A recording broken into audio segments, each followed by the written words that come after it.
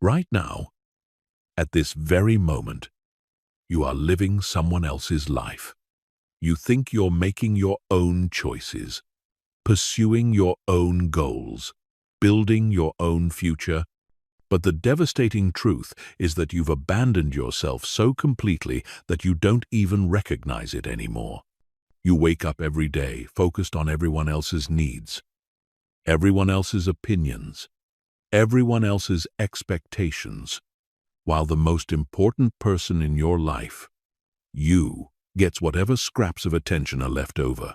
This isn't just about being busy or overwhelmed. This is about something far more dangerous. You have systematically trained yourself to believe that focusing on yourself is selfish, that putting your own growth first is wrong, that caring about your own development is somehow less important than pleasing others. And that belief is destroying you from the inside out. But here's what's about to change everything. The most successful, most fulfilled, most powerful people in the world have one thing in common. They made a decision that most people will never make. They decided that they are their number one priority. Not in a narcissistic way, not in a way that ignores others, but in a way that recognizes a fundamental truth. You cannot give what you do not have. Today, you're going to learn how to rebuild yourself from the ground up. How to make your focus on yourself not just a daily habit, but a complete life transformation. By the time we're done, you'll understand why this single shift in focus is the difference between living an average life and creating something extraordinary. Chapter 1. The self-abandonment epidemic that's destroying your life. Let me ask you something, and I want you to really think about this. When was the last time you spent an entire day focused purely on your own growth, your own goals, your own dreams, without feeling guilty about it? When was the last time you said no to someone else's request because you had something more important to do for yourself? When was the last time you chose your own priorities over someone else's expectations? If you're struggling to answer these questions, you're not alone. You are part of what I call the self-abandonment epidemic, and it is the single most destructive force in modern life. Millions of people are walking around completely disconnected from themselves, living their lives in service to everyone except the person who matters most. Here's how it happens. From the moment you're born, you're conditioned to seek external validation. As a child, you learn that love and approval come when you make others happy.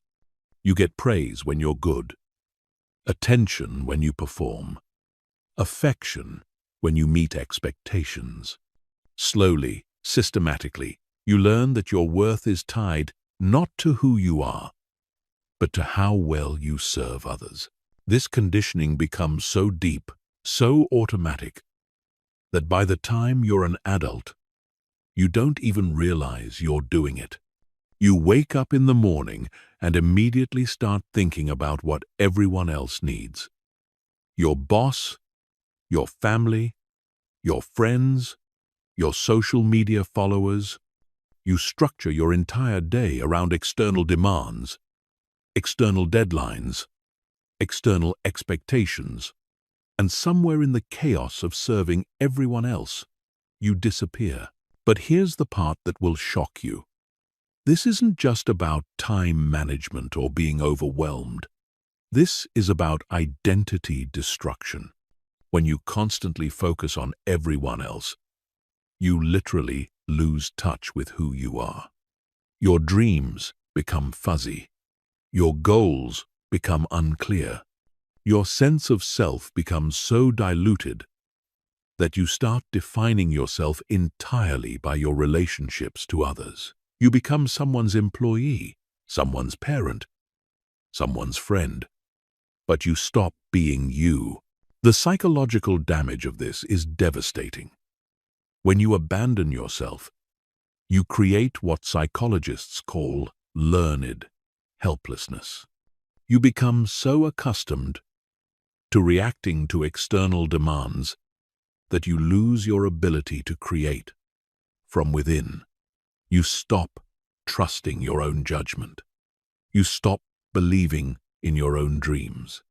You start living your life on autopilot, going through the motions without any real sense of purpose or direction. And here's the cruelest part of all. The more you focus on everyone else, the less you have to give. When you neglect your own growth, your own health, your own development, you become a depleted version of yourself. You show up to relationships, to work, to life itself, running on empty. You think you're being generous by putting everyone else first.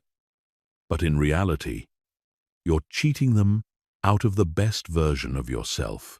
This is why so many people feel stuck, frustrated, and unfulfilled despite working harder than ever. They're pouring all their energy into external achievements while their internal foundation crumbles. They're building lives that look successful from the outside but feel empty from the inside. They're winning everyone else's approval while losing their own soul. The self-abandonment epidemic is not just a personal problem. It's a cultural disease that keeps people small, keeps them controllable, keeps them dependent on external validation instead of developing internal strength. And the only cure is to make a decision that will feel radical, uncomfortable, and completely against everything you've been taught. You must decide that you are your most important project. Chapter 2. The shocking science of self-focus and why your brain needs it to survive. Your brain is not designed to constantly focus on others. This might sound harsh, but it's a biological fact, backed by decades of neuroscience research. Your nervous system, your cognitive functions, your emotional regulation, all of these critical systems require regular self-focused attention to function properly. When you chronically neglect this need, you're not just being selfless, you're literally damaging your brain. Let me explain what happens neurologically when you abandon self-focus. Your brain has what scientists call the default mode network, a collection of brain regions that become active when you're not focused on external tasks. This network is responsible for self-reflection, processing experiences, consolidating memories, and planning for the future. It's essentially your brain's way of maintaining and updating your sense of self. When you constantly focus outward, constantly react to external demands, constantly prioritize others over yourself, you suppress this default mode network. You rob your brain of the downtime it needs to process, to integrate, to grow. The result is what researchers call continuous partial attention, a state where you're always slightly distracted, always slightly overwhelmed, always slightly disconnected from yourself. But here's where it gets really dangerous. When your default mode network is chronically suppressed, your brain starts to lose its ability to distinguish between your own thoughts and external influences. You become more susceptible to other people's emotions, other people's stress, other people's opinions. You start absorbing the energy around you instead of generating your own.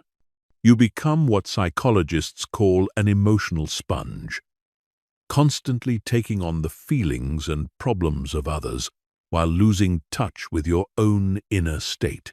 The research on this is absolutely clear. People who regularly engage in self-focused activities like meditation, journaling, or simply spending time alone show increased activity in the prefrontal cortex, the part of the brain responsible for executive function, decision-making, and self-control. They also show decreased activity in the amygdala, the brain's fear center, which means they're less reactive, less anxious, and more emotionally stable. On the other hand, people who chronically neglect self-focus show the opposite pattern. Their prefrontal cortex becomes less active, meaning they struggle with decision-making and self-control. Their amygdala becomes hyperactive, meaning they're constantly in a state of stress and reactivity. They literally rewire their brains for external dependency and internal chaos. This is why so many people feel like they're losing themselves. They actually are. Every day that you prioritize external focus over internal development, you're training your brain to be less self-aware, less self-directed, and less capable of independent thought. You're becoming neurologically dependent on external validation and external direction. But here's the incredible part. The moment you start prioritizing self-focus, your brain begins to change. Neuroplasticity, the brain's ability to rewire itself, means that you can literally rebuild your neural pathways to support self-awareness, self-direction, and internal strength. You can train your brain to be your ally instead of your enemy. Studies show that just 20 minutes of daily self-focused activity can begin to reverse years of self-abandonment. Your default mode network becomes more active. Your prefrontal cortex strengthens. Your amygdala calms down. You start thinking more clearly, feeling more stable, and making decisions from a place of internal wisdom rather than external pressure. This isn't just about feeling better. This is about cognitive enhancement. When you focus on yourself regularly, you literally become smarter, more creative, and more capable. Your brain operates at a higher level because it's no longer constantly overwhelmed by external demands. You start seeing solutions instead of problems, opportunities instead of obstacles, possibilities instead of limitations. The science is undeniable. Self-focus isn't selfish, it's essential. Your brain needs it to function properly. Your nervous system requires it to stay balanced. Your cognitive abilities depend on it to operate at their peak. When you make focusing on yourself a daily priority, you're not just improving your life. You're optimizing your biology for success. Chapter 3. How external validation addiction is programming you for failure. You have been programmed like a machine, and you don't even know it. Every time you check your phone for likes, every time you seek approval before making a decision, every time you change your behavior to avoid criticism, you are strengthening a neural pathway that makes you weaker, more dependent, and less capable of independent success. You have become addicted to external validation, and this addiction is systematically destroying your ability to build a life on your own terms. Let me show you exactly how this programming works.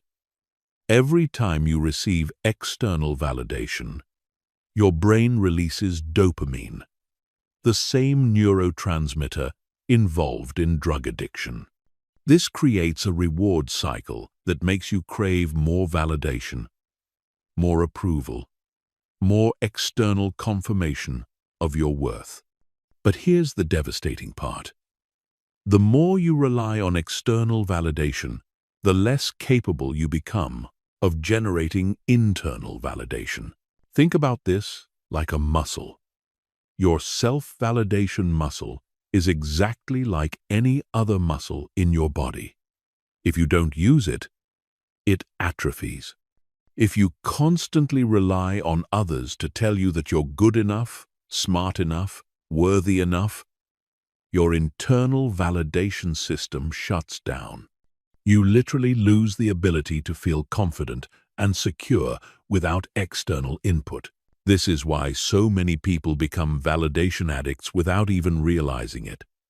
They start needing constant reassurance, constant approval, constant feedback to feel okay about themselves. They can't make a decision without consulting others. They can't feel good about their accomplishments unless someone else recognizes them. They can't even know what they want without checking what everyone else thinks they should want. But the real tragedy is what this does to your potential. When you're addicted to external validation, you become a people pleaser by default. You start making decisions based on what will get you approval rather than what will get you results. You choose the safe path, the conventional path, the path that won't upset anyone, even if it means sacrificing your dreams, your goals, your authentic self. This is how external validation addiction programs you for mediocrity. You become so focused on not disappointing others that you guarantee disappointing yourself. You become so concerned with fitting in that you never stand out. You become so invested in being liked that you never become truly respected. And here's the most insidious part. The people whose validation you're seeking don't actually want you to succeed beyond their level. This isn't conscious malice. It's human psychology. People are naturally threatened by others who outgrow them, who achieve more than them, who become more than they are. So when you constantly seek their approval, you're unconsciously asking for permission to stay small. Your family wants you to be successful, but not so successful that you become unrelatable. Your friends want you to grow, but not so much that you outgrow the friendship. Your colleagues want you to do well, but not so well that you make them look bad. When you make their approval your priority, you're essentially asking them to set the ceiling on your life. This is why the most successful people in the world are often misunderstood, criticized, or even rejected by the people around them. They've learned to generate their own validation, to trust their own judgment, to pursue their own vision, regardless of what others think. They've broken free from the external validation trap that keeps most people stuck in average lives. But breaking free from validation addiction isn't just about ignoring others. It's about rebuilding your internal validation system from the ground up. It's about learning to recognize your own progress, celebrate your own victories, and trust your own instincts. It's about developing what psychologists call internal locus of control, the belief that you have the power to influence your own outcomes. When you have strong internal validation, you become unstoppable. You stop making decisions based on fear of judgment. You stop avoiding risks because they might lead to criticism. You stop playing small because it feels safer. You start pursuing what you actually want instead of what you think others want for you. This doesn't mean you become arrogant or dismissive of feedback. It means you become selective about whose opinions matter to you. It means you learn to distinguish between constructive criticism from people who want to see you succeed and destructive criticism from people who want to keep you small. It means you develop the confidence to bet on yourself, even when others doubt you. The transformation begins the moment you start paying more attention to your own opinion of yourself than to everyone else's opinion of you. When you start measuring your worth by your own standards instead of external standards. When you start defining success on your own terms instead of society's terms. This is when you stop being a slave to validation and start becoming the master of your own life. Chapter 4. The daily self-audit system that rebuilds your identity from within. Most people go through their entire lives without ever truly knowing themselves. They react to situations based on old patterns, make decisions based on inherited beliefs, and pursue goals based on external expectations, all while having no clear understanding of who they actually are beneath all the conditioning. But there is a way to strip away all the external programming and reconnect with your authentic self. And it starts with a daily practice that will revolutionize how you see yourself and your potential. I call this the daily self-audit system, and it is the most powerful tool I've ever discovered for rebuilding your identity from within. This isn't just about self-reflection or journaling. This is about conducting a systematic examination of your thoughts, emotions, behaviors, and results every single day, so you can identify what's working, what's not working, and what needs to change. The first component of the daily self-audit is the morning identity check. Before you do anything else, before you check your phone, before you interact with anyone, before you start reacting to the world around you, you ask yourself 3 fundamental questions. Who am I today? What do I stand for today? What am I building today?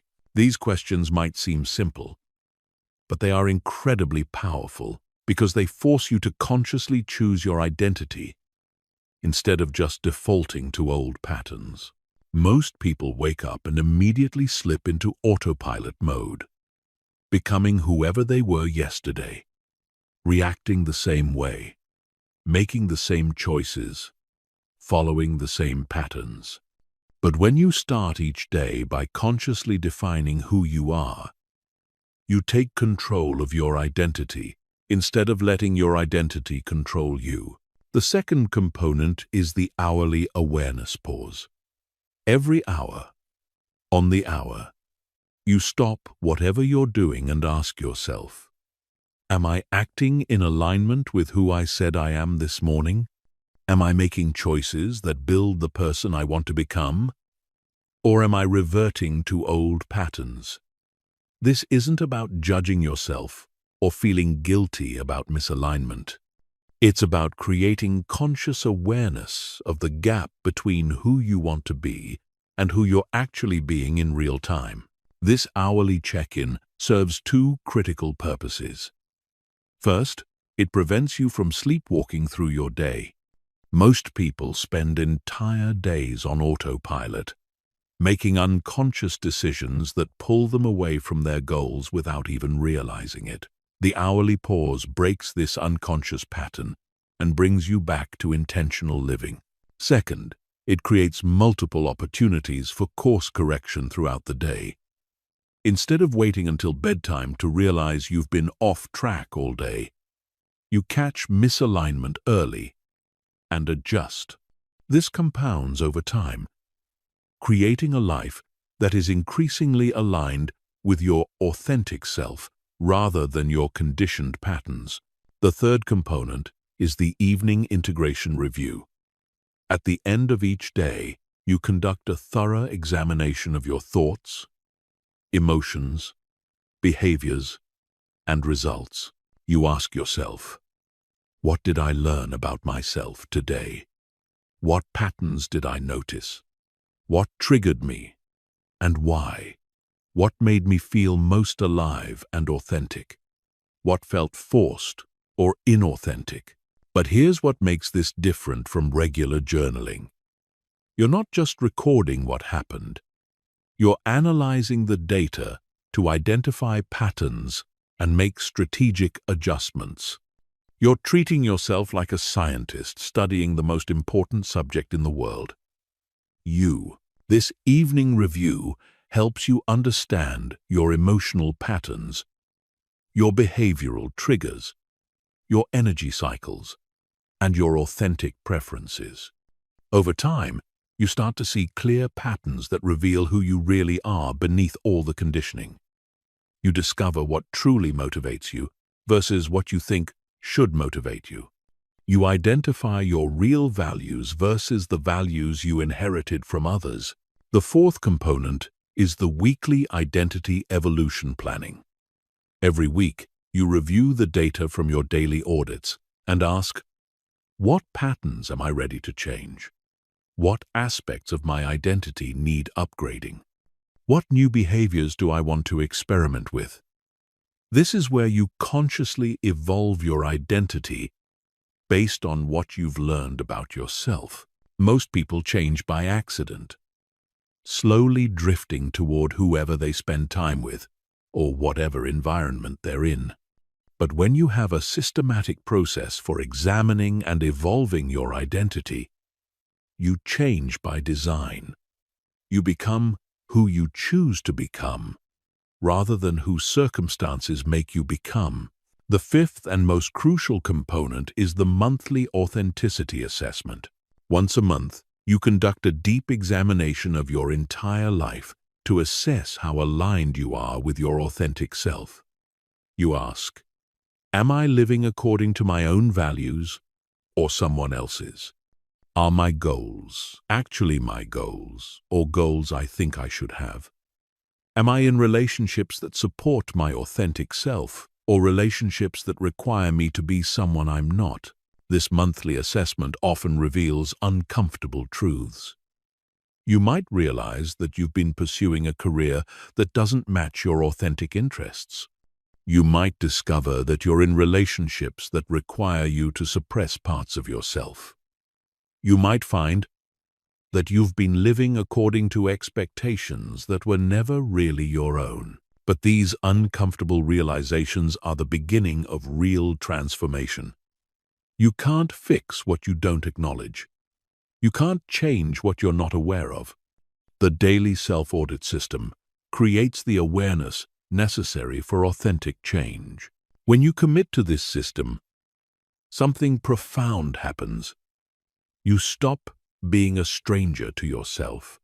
You develop an intimate understanding of your patterns, your triggers, your authentic desires, and your genuine potential. You become your own best friend, your own most trusted advisor, your own most reliable guide. This intimate self-knowledge becomes the foundation for everything else. You make better decisions because you understand what truly matters to you. You set better goals because you know what authentically motivates you. You build better relationships because you know who you really are and what you actually need. The daily self-audit system isn't just about self-improvement. It's about self-reclamation. It's about taking back ownership of your identity from all the external forces that have been shaping it without your conscious consent. It's about becoming the author of your own story instead of a character in everyone else's story. Chapter 5.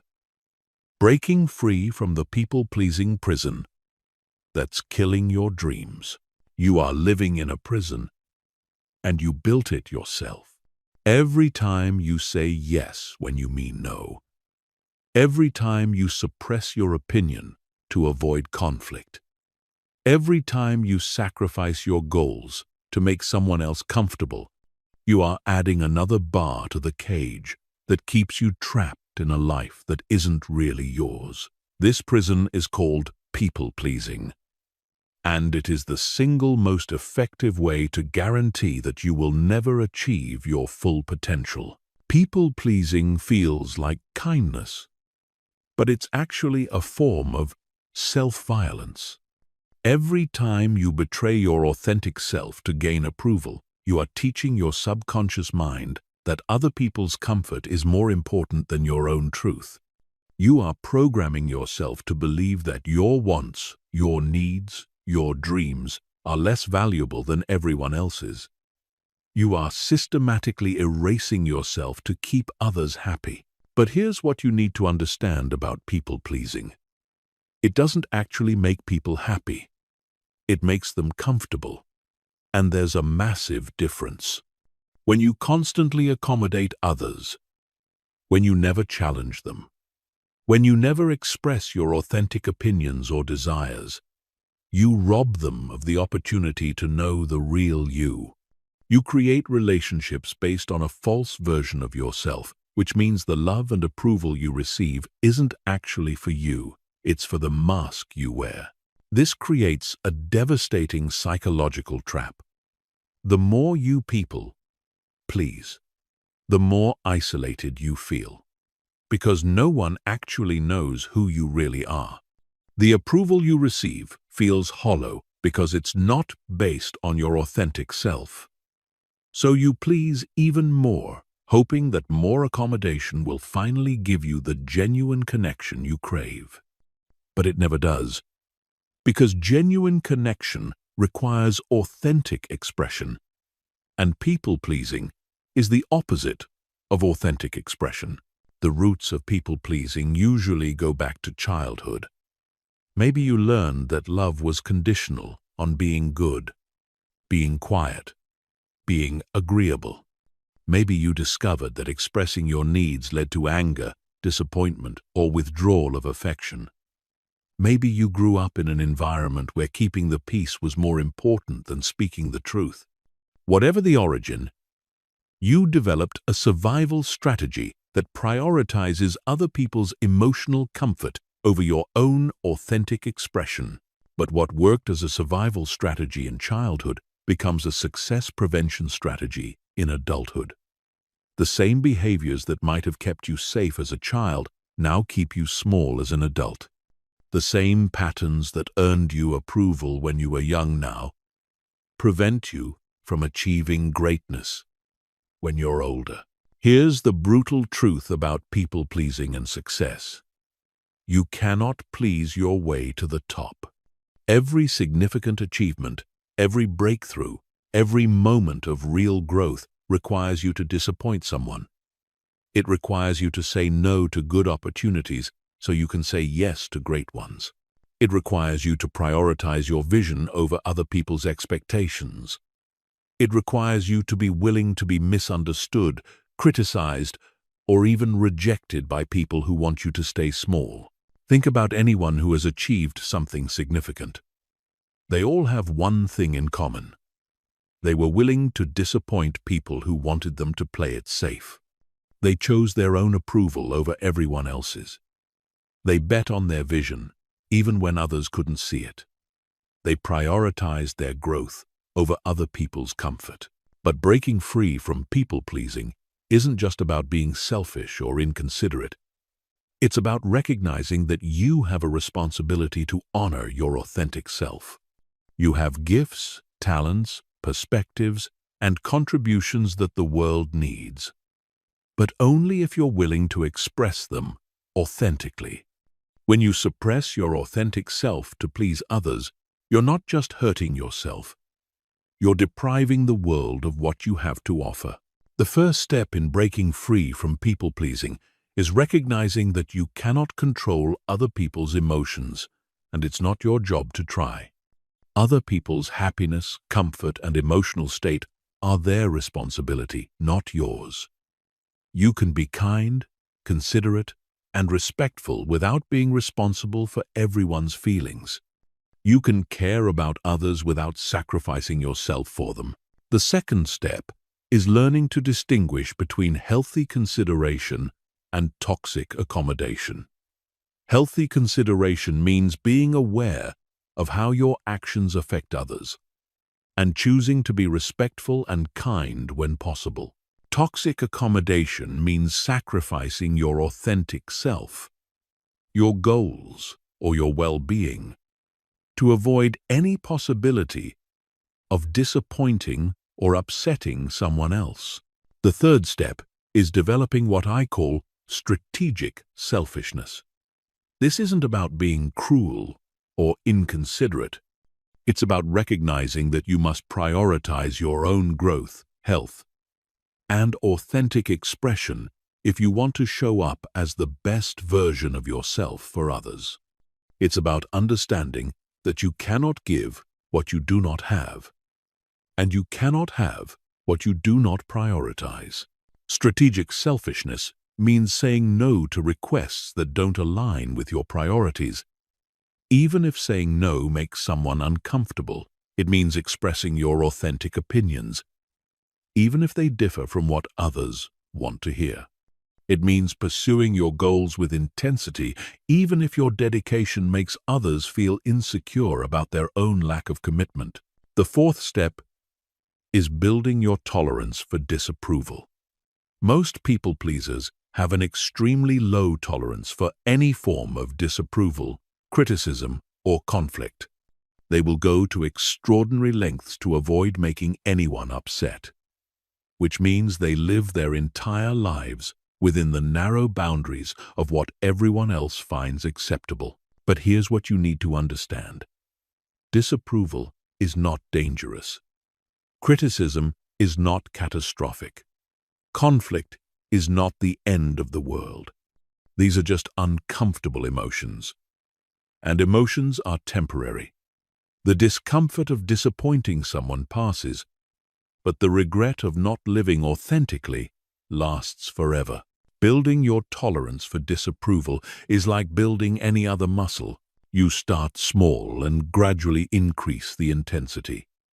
You practice expressing minor preferences that might not align with others. You practice saying no to small requests. You practice sharing opinions that might be unpopular. Each time you survive the discomfort of disapproval, you build confidence in your ability to handle it. The fifth step is surrounding yourself with people who support your authentic expression rather than rewarding your people-pleasing. This might mean distancing yourself from relationships that only work when you're suppressing yourself. It might mean finding new communities that appreciate your genuine perspectives and contributions. It might mean being alone for a while as you transition from false connections to authentic ones. Breaking free from people-pleasing is not easy, but it is essential.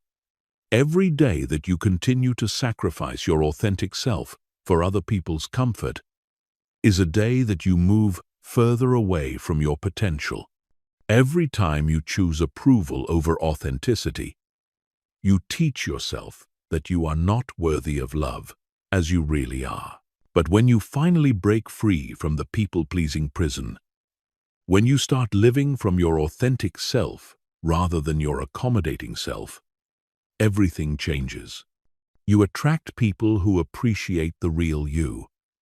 You pursue goals that actually matter to you. You make decisions that align with your values rather than everyone else's expectations. You stop living someone else's life and start living your own. Chapter 6.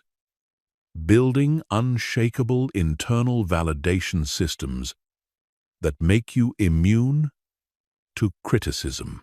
You have been living your entire life as an emotional hostage to other people's opinions, and it's time to break free. Every criticism that devastates you, every piece of praise that makes you feel high, every sideways glance that makes you question yourself, is proof that you have outsourced your self-worth to people who have no business determining your value. But what if I told you that you could become completely immune to criticism while simultaneously becoming more open to genuine feedback? What if you could build an internal validation system so strong that other people's opinions become interesting data points rather than emotional earthquakes? This isn't about becoming arrogant or dismissive of feedback. This is about developing what psychologists call internal locus of evaluation, the ability to judge your own worth based on your own standards rather than external approval. When you have strong internal validation, you become emotionally invincible. Criticism can't destroy you because your sense of worth doesn't depend on other people's approval. Praise can't intoxicate you because you're not addicted to external validation. You become stable, centered, and unshakable, regardless of what anyone else thinks about you. But building internal validation isn't just about mindset. It requires a systematic approach to rewiring your emotional responses and rebuilding your relationship with yourself. The first component of building unshakable internal validation is developing what I call the internal scorecard system. This means creating your own metrics for success, progress, and worth that are completely independent of external recognition or approval. Most people measure their worth using other people's scorecards. They feel successful when others acknowledge their achievements. They feel valuable when others express appreciation. They feel confident when others give them compliments. But this external scorecard makes them emotionally dependent on things they cannot control. Other people's opinions are unreliable, inconsistent, and often have nothing to do with actual reality. Your internal scorecard system is based on metrics that you control completely. Did I act in alignment with my values today? Did I make progress toward my goals? Did I treat myself with respect and kindness? Did I learn something new about myself? Did I face a fear or overcome a challenge? These are the questions that determine your worth, not whether someone else noticed or approved. The second component is developing emotional independence through self-compassion. Most people are incredibly harsh with themselves, using internal criticism as motivation and beating themselves up for every mistake or shortcoming. But this internal harshness makes you desperate for external validation as relief from your own self-attack. You seek praise from others because you can't give it to yourself. You need approval from others because you constantly disapprove of yourself. Building internal validation requires learning to be your own best friend, your own biggest supporter, your own most compassionate ally. This doesn't mean becoming delusional about your flaws or avoiding self-improvement. It means treating yourself with the same kindness and understanding you would give to someone you love who was struggling with the same challenges. Self-compassion has three components: self-kindness instead of self-judgment, common humanity instead of isolation, and mindfulness instead of over-identification. Self-kindness means speaking to yourself the way you would speak to a dear friend who was going through difficulty. Common humanity means recognizing that struggle, failure, and imperfection are part of the human experience, not evidence that you're uniquely flawed. Mindfulness means observing your thoughts and emotions without being consumed by them. When you develop genuine self-compassion, you become less dependent on external validation because you're no longer desperately seeking relief from internal criticism. You can acknowledge your mistakes without your self-worth collapsing. You can recognize your flaws without feeling worthless. You can face challenges without needing others to reassure you that you're capable. The third component is building evidence-based self-confidence. Most people base their confidence on how they feel in the moment or what others think about them. But feelings are unreliable, and other people's opinions are often inaccurate. Evidence-based self-confidence is built on documented proof of your capabilities, growth, and achievements. This means keeping a detailed record of your progress, your wins, your growth, and your capabilities, not for others to see, but for you to remember when doubt creeps in.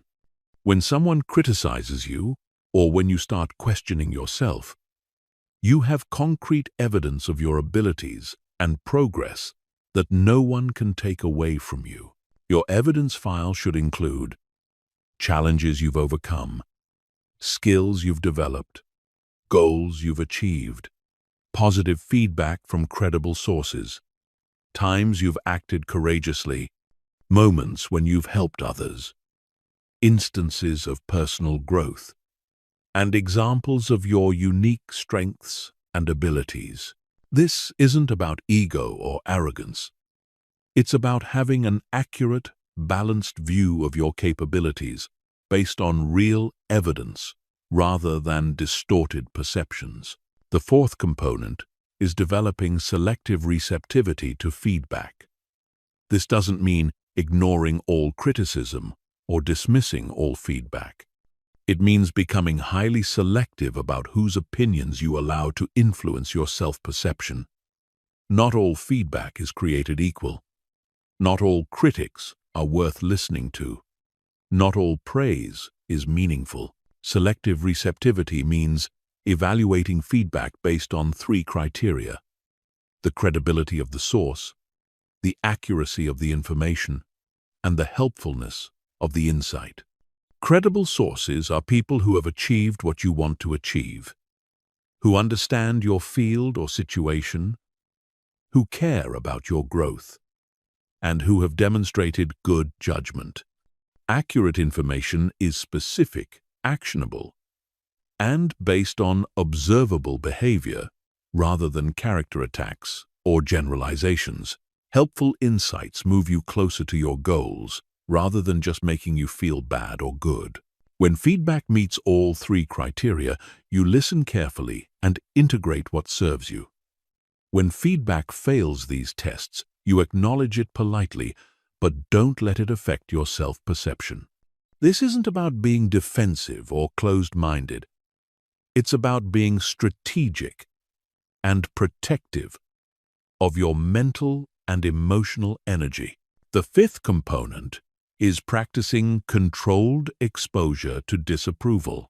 Just like building physical immunity through controlled exposure to germs, you can build emotional immunity through controlled exposure to criticism and disapproval.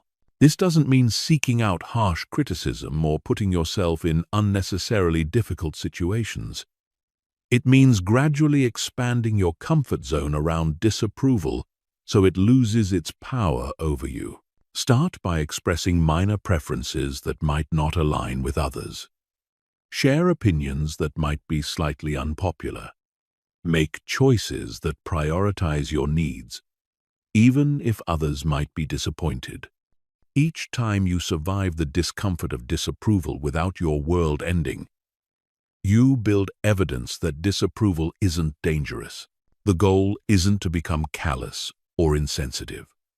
The goal is to become free from the emotional tyranny of other people's opinions, so you can make decisions based on wisdom rather than fear. When you're no longer afraid of disapproval, you become capable of taking the risks necessary for extraordinary achievement. Building unshakable internal validation is one of the most powerful things you can do for yourself because it affects every area of your life. When you're not dependent on external approval, you make better decisions. You take bigger risks. You speak your truth. You pursue your authentic goals. You become the person you are meant to be, rather than the person others want you to be. This transformation doesn't happen overnight, but it happens consistently when you commit to the process. Every day that you practice internal validation, you become a little more free from the emotional prison of other people's opinions. Every day that you choose self-compassion over self-criticism, you become a little more stable and centered. Every day that you build evidence of your capabilities, you become a little more confident and unshakable. Chapter 7. The Energy Protection Protocol that shields you from emotional vampires. Your energy is being stolen every single day, and you don't even realize it's happening. Every conversation with someone who drains you, every interaction with someone who dumps their problems on you, every relationship where you give more than you receive is siphoning away the life force you need to build the person you want to become. You are surrounded by energy vampires, people who unconsciously or consciously feed off your emotional, mental, and spiritual energy. leaving you depleted, exhausted, and unable to focus on your own growth. But here's what most people don't understand about energy vampires. They're not evil people with malicious intent. They're often people you care about, people you love, people who seem to need your help. They might be family members who constantly complain about their problems but never take action to solve them. They might be friends who only call when they need something but are never available when you need support. They might be colleagues who dump their stress and negativity on you every day. The problem isn't that these people are inherently bad. The problem is that you haven't learned to protect your energy. You haven't established boundaries that preserve your emotional and mental resources for your own growth and well-being. You've been taught that being a good person means being available to everyone, helping everyone, supporting everyone, regardless of the cost to yourself. But this is a lie that keeps you weak, depleted, and unable to reach your potential. You cannot pour from an empty cup. You cannot help others if you haven't helped yourself first. You cannot be strong for everyone else if you allow your own strength to be constantly drained. The energy protection protocol isn't about being selfish or uncaring. It's about being strategic with your most valuable resource, your life force energy. The first element of the energy protection protocol is energy awareness. Most people go through their entire lives completely unconscious of their energy levels and what affects them. They don't notice that certain people consistently leave them feeling drained. They don't recognize that certain environments sap their vitality. They don't realize that certain activities energize them while others deplete them. Energy awareness means paying conscious attention to how you feel before, during, and after interactions with different people. It means noticing which environments make you feel alive and which ones make you feel heavy. It means tracking which activities give you energy and which ones take energy away. This isn't about judging people or situations as good or bad. It's about gathering data so you can make informed decisions about how to spend your energy. Start by conducting an energy audit of your relationships. After every significant interaction, ask yourself, do I feel more energized or more drained? Did this person give to the conversation or just take from it? Did I leave feeling inspired and uplifted? Or did I leave feeling heavy and depleted? Keep track of these patterns over time, and you'll start to see clear distinctions between people who add to your energy and people who subtract from it. The second element is boundary architecture. This means creating clear, non-negotiable boundaries that protect your energy from being constantly drained by others. Boundaries aren't walls that keep people out. They're filters that determine what you allow into your emotional and mental space and what you don't. Energy boundaries include time boundaries that limit how much time you spend with energy drains, topic boundaries that prevent certain conversations from dominating your interactions, emotional boundaries that prevent you from taking on other people's feelings as your own, physical boundaries that protect your personal space and comfort, digital boundaries that control when and how people can access you through technology. Setting boundaries isn't about being mean or uncaring. It's about being responsible for your own well-being so you can show up as the best version of yourself. When you protect your energy, you actually have more to give to the people and causes that truly matter to you. The third element is the emotional firewall technique. This is a mental and emotional strategy that prevents other people's emotions from contaminating your internal state. Energy vampires are often people who are constantly in emotional chaos, and they unconsciously try to regulate their emotions by spreading them to others. They share their anxiety until you feel anxious. They express their anger until you feel agitated. They communicate their despair until you feel hopeless. The emotional firewall technique involves consciously separating your emotions from other people's emotions. Before entering any interaction, especially with known energy drains, you consciously remind yourself, their emotions are their emotions, not mine. Their problems are their problems, not mine. Their chaos is their chaos, not mine. I can be compassionate without absorbing their emotional state. During the interaction, you practice what psychologists call emotional differentiation. You acknowledge their feelings without making them your feelings. You offer support without taking responsibility for their emotional state. You maintain your center while allowing them to express theirs. This isn't about being cold or disconnected. It's about maintaining healthy emotional boundaries so you can actually be helpful rather than just becoming another person drowning in their chaos. The fourth element is strategic unavailability. This means being intentionally unavailable for energy-draining interactions so you can be available for energy-giving activities. Most people are available to everyone all the time, which means they're constantly interrupted, constantly responding to other people's needs, constantly giving their energy away to whoever demands it loudest. Strategic unavailability means creating protected time for your own growth, your own goals, your own restoration. This might mean turning off your phone during certain hours. It might mean not responding to messages immediately. It might mean saying no to social invitations that don't serve your energy or goals.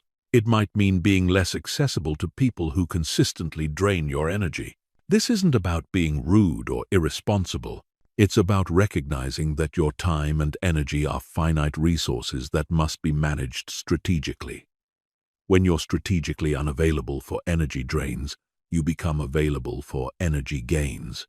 You have time to pursue activities that restore you. You have energy to invest in relationships that support your growth. You have mental space to focus on your own development. The fifth element is energy replenishment protocols. Protecting your energy from being drained is only half the equation. The other half is actively replenishing your energy through activities, relationships, and environments that restore and energize you. Most people are experts at giving energy away, but novices at getting energy back. Energy replenishment is highly individual, but there are some universal principles. Physical activities that challenge your body often replenish mental and emotional energy.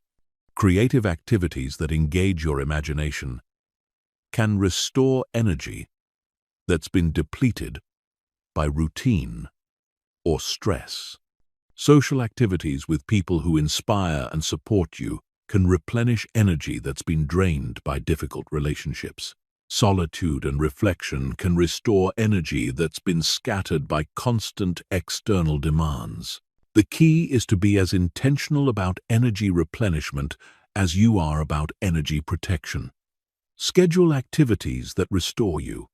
Prioritize relationships that energize you. Create environments that inspire you. Make energy replenishment a non-negotiable part of your daily and weekly routine. The sixth element is the energy investment strategy. This means being highly selective about where you invest your emotional, mental, and physical energy. Just like financial investments, energy investments should be made based on expected returns. Some people, projects, and activities will give you a positive energy return. Others will be energy neutral. Still, others will consistently drain more energy than they provide. The energy investment strategy involves regularly evaluating your energy investments and making strategic adjustments. If a relationship consistently drains more energy than it provides, you need to either change the dynamic or limit your investment. If a project or activity doesn't align with your goals or values, you need to eliminate it or minimize your involvement. If an environment consistently depletes your energy, you need to change it or limit your exposure to it. This doesn't mean you only invest energy in things that immediately benefit you. It means you're strategic about how you spend your energy, so you have enough left over to pursue your most important goals and maintain your own well-being. When you protect and strategically invest your energy, you become capable of sustained high performance instead of constant depletion and recovery. Remember, your energy is your life force. It's what you use to create, to grow, to achieve, to contribute. When you allow it to be constantly drained by energy vampires, you rob yourself of the capacity to become who you're meant to be. But when you protect, replenish, and strategically invest your energy, you become unstoppable. Chapter 8. The Complete Physical and Mental Reconstruction Blueprint. Your body and mind are not separate entities. They are one integrated system, and when one is neglected, the other suffers. Right now, you might be trying to rebuild your mental and emotional life while ignoring the physical foundation that supports everything else. Or you might be focusing on physical health while neglecting the mental frameworks that determine how you think, feel, and behave. But true reconstruction requires a systematic approach to upgrading both your physical and mental systems simultaneously. This isn't about becoming a fitness fanatic or a meditation guru. This is about recognizing that your body is the vehicle for your consciousness and your mind is the operating system for your life. When either one is functioning below optimal levels, everything else suffers. When both are operating at peak performance, you become capable of achievements that seem impossible from your current state. The physical reconstruction blueprint begins with understanding that your body is constantly rebuilding itself. Every cell in your body is replaced multiple times throughout your life. This means that the body you have today is literally not the same body you had a year ago.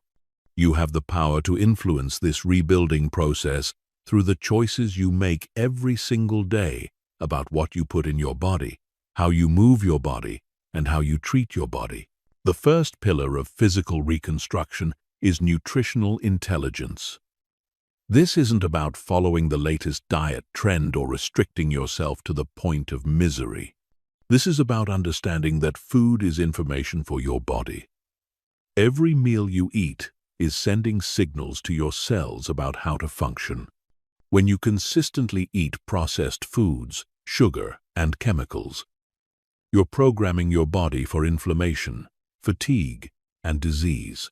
When you consistently eat whole foods, quality proteins, and nutrients, you're programming your body for energy, clarity, and vitality.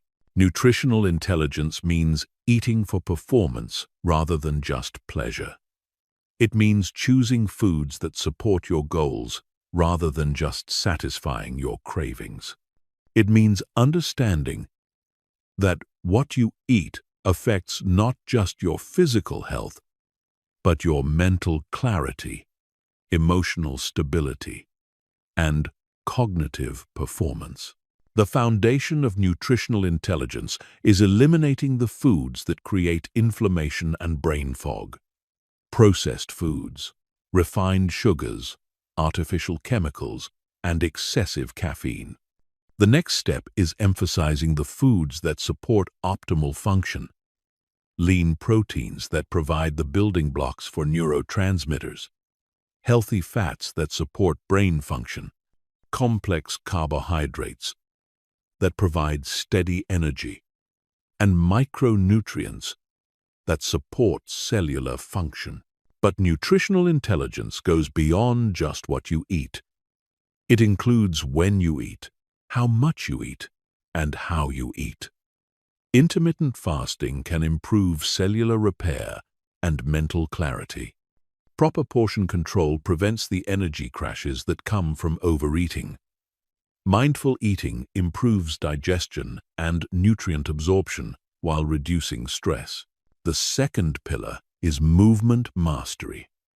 Your body was designed to move, but modern life has created a sedentary existence that weakens your physical foundation and impairs your mental function.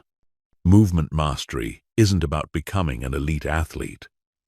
It's about using movement as a tool for physical and mental optimization. Movement mastery has 4 components. Cardiovascular conditioning that improves blood flow to the brain and increases energy production. Strength training that builds physical resilience and mental toughness. Flexibility work that reduces tension and improves recovery. And daily movement that counteracts the effects of sedentary behavior. Cardiovascular exercise isn't just about physical fitness. It's about brain health. When you engage in regular cardio exercise, you increase the production of brain-derived neurotrophic factor, a protein that supports the growth of new brain cells and protects existing ones. You improve blood flow to the brain, which enhances cognitive function. You increase the production of endorphins and other mood-regulating chemicals. Strength training isn't just about building muscle. It's about building mental resilience. When you regularly challenge your body with resistance training, you develop the mental toughness to push through discomfort and achieve difficult goals. You learn to embrace challenge rather than avoid it. You build confidence in your ability to overcome obstacles. Flexibility and recovery work isn't just about preventing injury. It's about managing stress and improving sleep quality. Stretching, yoga, and other recovery activities activate the parasympathetic nervous system, which promotes rest, recovery, and mental clarity. The third pillar is sleep optimization. Sleep isn't a luxury or a sign of laziness. It's a biological necessity for physical and mental reconstruction. During sleep, your body repairs damaged tissues, consolidates memories, and produces hormones necessary for growth and recovery. When you consistently get poor quality or insufficient sleep, you impair every aspect of your physical and mental function.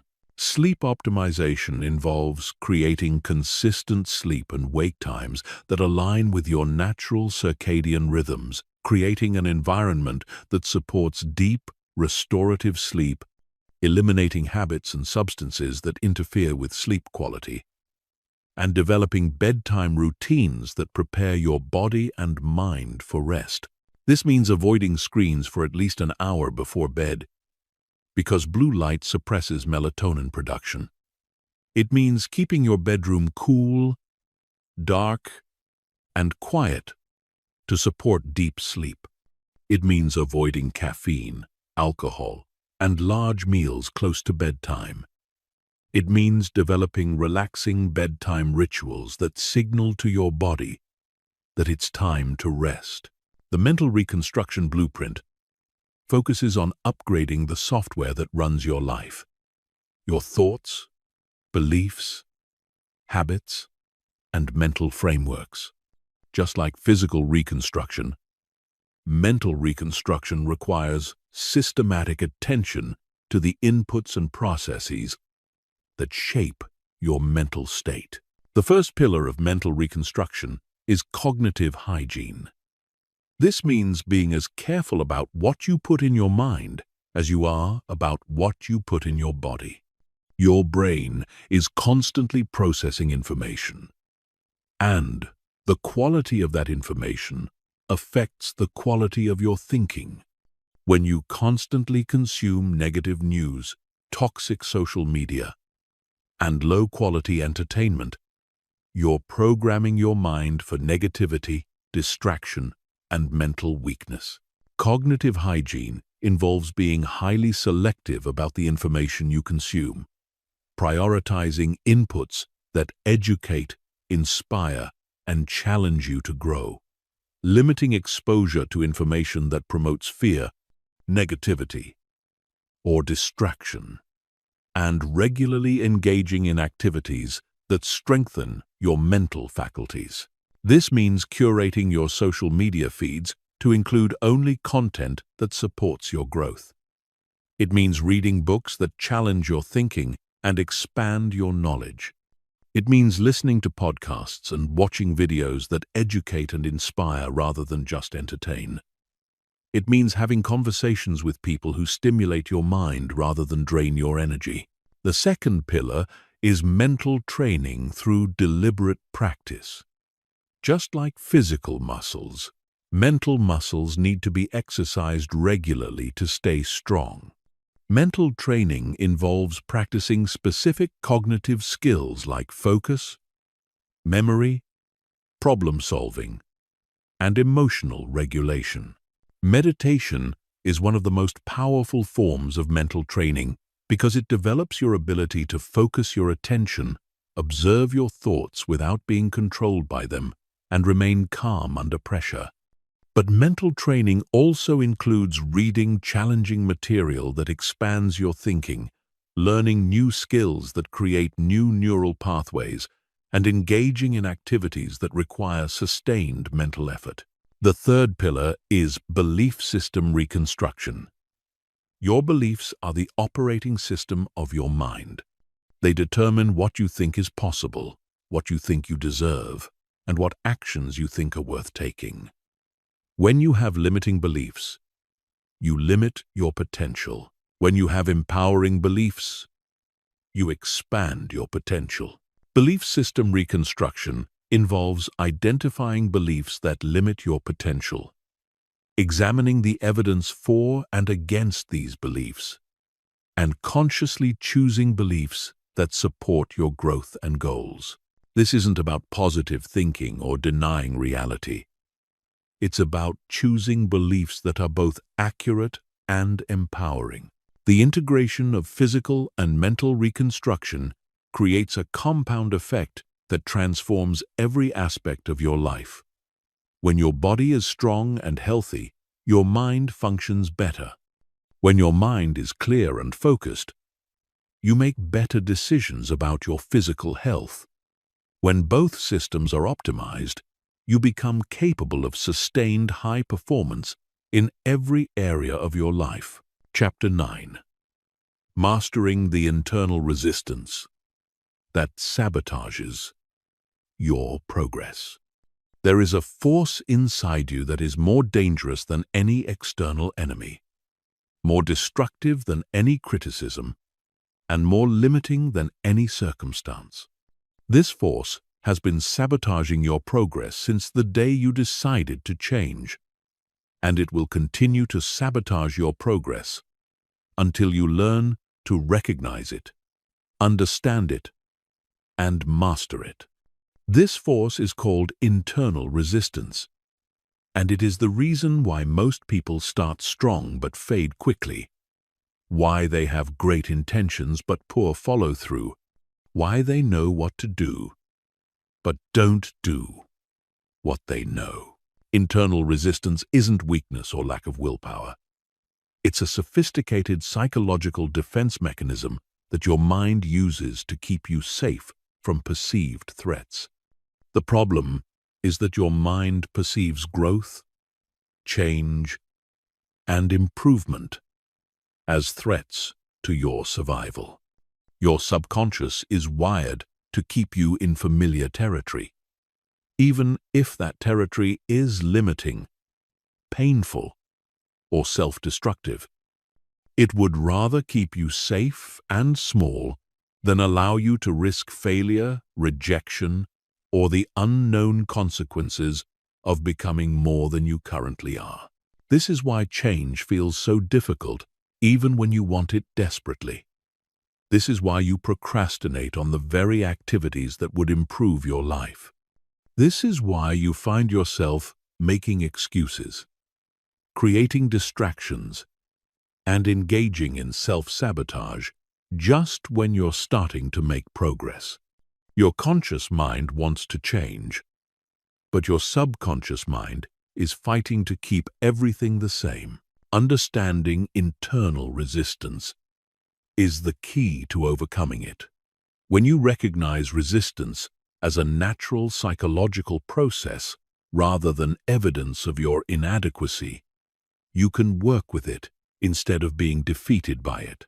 When you understand the specific forms that resistance takes, you can anticipate and neutralize them before they derail your progress. The first form of internal resistance is comfort zone gravitational pull. Your comfort zone isn't just a mental concept, it's a neurological reality.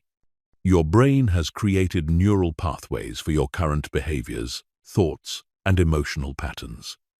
These pathways are like grooves in your brain that make familiar patterns easy and automatic. When you try to change, you're fighting against the gravitational pull of these established pathways. Comfort zone gravitational pull manifests as the constant urge to return to old patterns. You start a new workout routine, but you find yourself making excuses to skip sessions. You begin a new morning routine, but you find yourself sleeping in and returning to old habits. You start eating healthier, but you find yourself craving and returning to old foods. This isn't lack of willpower, it's neurological momentum. The key to overcoming comfort zone gravitational pull is creating new neural pathways through consistent repetition while simultaneously weakening old pathways through conscious avoidance. Every time you choose the new behavior over the old behavior, you strengthen the new pathway and weaken the old one.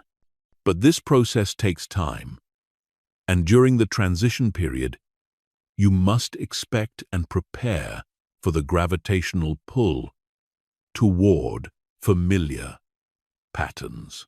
The second form of internal resistance is identity protection syndrome. Your subconscious mind has a clear picture of who you are, and it will fight to maintain that identity even if it's limiting or self-destructive. If you see yourself as someone who struggles with discipline, your mind will resist evidence that contradicts this identity. If you see yourself as someone who isn't good with money, your mind will sabotage your financial progress. If you see yourself as someone who doesn't deserve success, your mind will find ways to undermine your achievements. Identity protection syndrome manifests as self-sabotage that occurs just as you're starting to succeed. You make progress toward your goals, but then you engage in behaviors that undo that progress. You start to experience success, but then you find ways to sabotage it. You begin to receive recognition, but then you do something to damage your reputation. This isn't conscious self-destruction, it's unconscious identity protection. The solution to identity protection syndrome is identity evolution through consistent action. Instead of trying to change your identity through thinking or affirmations alone, you change your identity through behavior. You act as the person you want to become until your subconscious accepts this new identity as real. Every time you act in alignment with your desired identity, you provide evidence that contradicts your old self-concept. The third form of internal resistance is perfectionism paralysis. This is your mind's strategy to prevent you from taking action by setting impossible standards that guarantee failure or inaction. Your mind tells you that if you can't do something perfectly, you shouldn't do it at all. If you can't guarantee success, you shouldn't take the risk. If you can't control all the variables, you shouldn't start. Perfectionism paralysis manifests as endless preparation without execution, constant research without implementation, and analysis paralysis that prevents decision-making. You spend months planning the perfect workout routine but never actually work out. You research the perfect business strategy but never actually start the business. You design the perfect life plan but never actually take the first step. The antidote to perfectionism paralysis is embracing what I call strategic imperfection.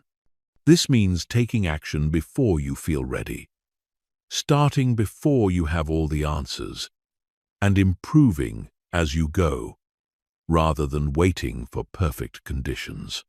Strategic imperfection recognizes that progress is more important than perfection, and that done is better than perfect. The fourth form of internal resistance is fear-based forecasting. This is your mind's tendency to imagine all the ways that change could go wrong, all the negative consequences that could result from growth, and all the reasons why staying the same is safer than taking risks. Your mind creates elaborate disaster scenarios to justify avoiding action.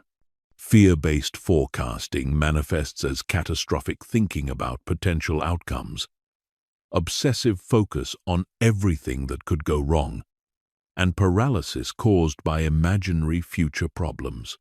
You want to start a business, but your mind focuses on all the ways it could fail. You want to improve your health, but your mind imagines all the ways you could get injured. You want to build relationships, but your mind focuses on all the ways you could be rejected. The solution to fear-based forecasting is reality-based assessment combined with worst-case scenario planning. Instead of letting your mind run wild with imaginary disasters, you conduct a realistic assessment of actual risks and create concrete plans for handling challenging situations. This satisfies your mind's need for safety while allowing you to take intelligent action. The fifth form of internal resistance is energy conservation mode. Your brain is wired to conserve energy whenever possible, and change requires energy. Your subconscious mind will resist activities that require sustained mental or physical effort, especially when the benefits aren't immediately obvious. Energy conservation mode manifests as sudden fatigue when you try to work on important goals, lack of motivation for activities that require effort, and preference for passive entertainment over active development. You feel energized when you're avoiding important tasks, but you feel tired when you try to work on meaningful projects. The solution to energy conservation mode is energy management through strategic rest and recovery, combined with momentum building through small wins. You work with your natural energy cycles rather than against them, and you build momentum through consistent small actions rather than sporadic, large efforts. Mastering internal resistance requires understanding that it's not the enemy. It's a misguided protector. Your resistance is trying to keep you safe, but its definition of safety is keeping you small. When you recognize resistance as a natural part of the growth process, you can work with it instead of being defeated by it. When you understand the specific forms resistance takes, you can anticipate and neutralize them before they sabotage your progress. The key is developing what I call resistance resilience, the ability to feel resistance without being stopped by it. You acknowledge the resistance, understand why it's there, and then take action anyway. You don't wait for the resistance to disappear, because it never will completely. You learn to act in the presence of resistance, and eventually, the new behaviors become automatic and the resistance fades. Chapter 10. The Advanced Self-Focus Strategies that separate winners from everyone else. You've learned the fundamentals of rebuilding yourself through self-focus. But now it's time to understand the advanced strategies that separate the top 1% from everyone else. These aren't just additional techniques to add to your toolkit. These are the sophisticated psychological and strategic approaches that create exponential rather than linear growth. These are the methods that transform self-focus from a personal development practice into a competitive advantage that makes you virtually unstoppable. The first advanced strategy is what I call systematic self-optimization. While most people approach self-improvement randomly, trying different techniques without any overall strategy, advanced practitioners approach self-development like engineers approach system design. They understand that you are a complex system with multiple interconnected components, and optimizing the system requires understanding how each component affects every other component. Systematic self-optimization begins with comprehensive life auditing. This means examining every area of your life with the precision of a scientist studying a complex organism. You analyze your physical health, mental clarity, emotional stability, relationships, career, finances, environment, habits, beliefs, and goals not as separate elements but as interconnected parts of a whole system. The key insight is that optimization in one area creates cascading improvements in other areas, while problems in one area create cascading problems throughout the system. When you improve your physical health, your mental clarity improves, which improves your decision-making, which improves your career performance, which improves your financial situation, which reduces stress, which improves your relationships. Advanced practitioners identify the leverage points in their personal system, the areas where small improvements create disproportionately large results across multiple domains. They focus their energy on these high-leverage improvements rather than spreading their efforts across many low-impact activities. The second advanced strategy is temporal self-management. This goes far beyond traditional time management to include managing your relationship with time itself. Advanced practitioners understand that you exist across multiple time horizons simultaneously.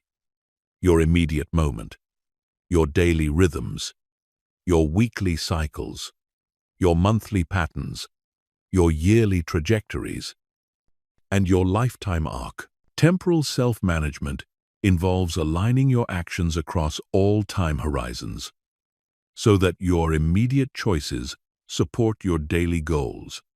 Your daily goals support your weekly objectives. Your weekly objectives support your monthly targets. Your monthly targets support your yearly vision. And your yearly vision supports your lifetime mission. This requires developing what I call temporal intelligence, the ability to make decisions that optimize for multiple time horizons simultaneously. You're not just asking what you want to do right now. You're asking what the best version of yourself would do right now if they were thinking about the impact on tomorrow, next week, next month, next year, and their entire life. Advanced practitioners also understand and optimize their personal time rhythms. They identify when they have peak energy for different types of activities and structure their lives to align high-priority activities with high-energy periods. They understand their natural cycles of focus and rest and work with these cycles rather than against them. The third advanced strategy is identity architecture. While most people let their identity form accidentally through experiences and external influences, advanced practitioners consciously design and build their identity like an architect designs a building. They understand that identity is not fixed, it's constructed, and they take conscious control of the construction process. Identity architecture involves 3 levels: core identity, which includes your fundamental values, beliefs, and sense of purpose.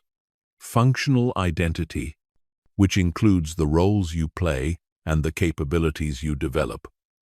And expressive identity, which includes how you present yourself to the world and how others perceive you. Advanced practitioners design each level intentionally. They choose their values based on what will create the life they want, rather than just accepting inherited values. They develop capabilities that align with their goals, rather than just developing whatever opportunities present themselves. They craft their personal brand and reputation strategically, rather than just hoping others see them positively. The key to identity architecture is understanding that you can be multiple versions of yourself and consciously choosing which version to express in different contexts.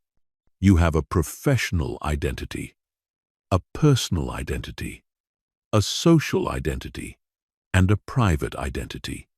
Advanced practitioners ensure that all versions are authentic, but optimized for their specific context and goals. The fourth advanced strategy is adversity utilization. While most people see challenges, setbacks, and difficulties as obstacles to overcome, advanced practitioners see them as raw materials for building strength, wisdom, and capability. They understand that adversity is not something that happens to you. It's something you can use to forge yourself into a stronger version of who you are. Adversity utilization involves three processes. Extraction, which means identifying the lessons, skills, and insights available in every difficult experience. Integration, which means incorporating these lessons into your identity and decision-making frameworks. And transformation, which means using adversity as fuel for becoming more than you were before the challenge. Advanced practitioners don't just survive difficult experiences, they metabolize them. They extract every possible benefit from challenges and use those benefits to accelerate their growth. They understand that the same adversity that breaks some people can be used to build unshakable strength in others. And the difference is how you process and utilize the experience. This doesn't mean seeking out unnecessary difficulty or romanticizing suffering. It means approaching inevitable challenges with a growth mindset that asks, how can I use this experience to become stronger, wiser, and more capable? What skills can I develop through this challenge that I couldn't develop any other way? How can I use this adversity to build the exact capabilities I need for my goals? The fifth advanced strategy is influence multiplication. Advanced practitioners understand that true self-focus eventually extends beyond the self to include strategic influence over their environment, relationships, and circumstances. They recognize that you cannot optimize yourself in isolation because you exist within systems of relationships and environments that constantly influence your development. Influence multiplication involves consciously designing your environment to support your growth, building relationships that accelerate your development, and developing the ability to influence others in ways that create mutual benefit. This isn't about manipulation or control. It's about understanding that your environment shapes you and taking conscious control of that shaping process. Advanced practitioners curate their physical environment to support their goals, removing elements that promote negative behaviors and adding elements that promote positive behaviors. They strategically build relationships with people who inspire, challenge, and support their growth, while minimizing relationships that drain their energy or reinforce limiting patterns. They also develop the ability to influence others positively, understanding that the best way to get what you want is to help others get what they want. They become valuable to others through their knowledge, skills, and insights, which creates a network of relationships that supports their continued growth and success. The sixth advanced strategy is anti-fragility development. This concept, popularized by Nassim Taleb, goes beyond resilience to describe systems that actually get stronger from stress and chaos rather than just surviving them. Advanced practitioners don't just build the ability to handle challenges, they build the ability to thrive because of challenges. Anti-fragility development involves exposing yourself to controlled stress and variability in order to build adaptive capacity, creating redundancy in your skills and resources so that setbacks in one area don't devastate your entire system, and building optionality so that you can benefit from unexpected opportunities and changes. This means deliberately putting yourself in slightly uncomfortable situations that require growth. It means developing multiple income streams, multiple skill sets, and multiple social networks so that you're not dependent on any single source of security. It means positioning yourself to benefit from change and uncertainty rather than just protecting yourself from them. These advanced strategies require a level of self-awareness, strategic thinking, and long-term commitment that most people never develop. But when you master them, you don't just improve your life incrementally, you transform it exponentially. You become someone who doesn't just achieve goals, but consistently exceeds your own expectations. You become someone who doesn't just adapt to change, but thrives because of change. The difference between average self-focus and advanced self-focus is the difference between self-improvement and self-mastery. When you implement these strategies consistently, you don't just become a better version of yourself. You become a fundamentally different kind of person. You become someone who operates at a level that seems impossible from where you are now, but becomes inevitable when you apply these principles systematically over time. Chapter 11.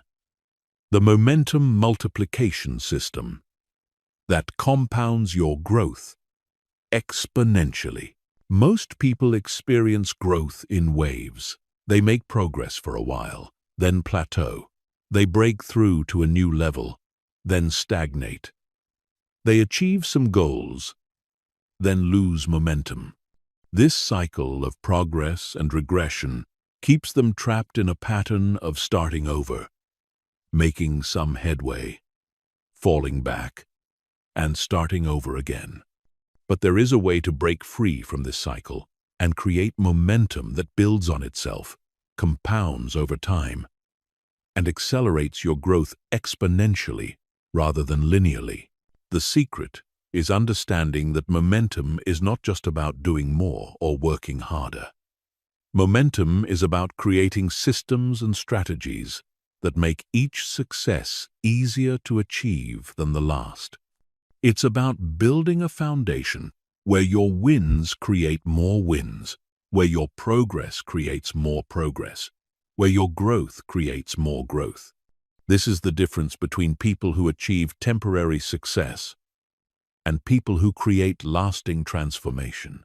The momentum multiplication system is based on 5 core principles that work together to create compound growth. When you understand and implement these principles, you don't just improve gradually over time. You improve at an accelerating rate that creates exponential transformation. The first principle is progression stacking. This means structuring your goals and activities so that each achievement builds directly on the previous achievement, creating a stack of capabilities that make the next level easier to reach.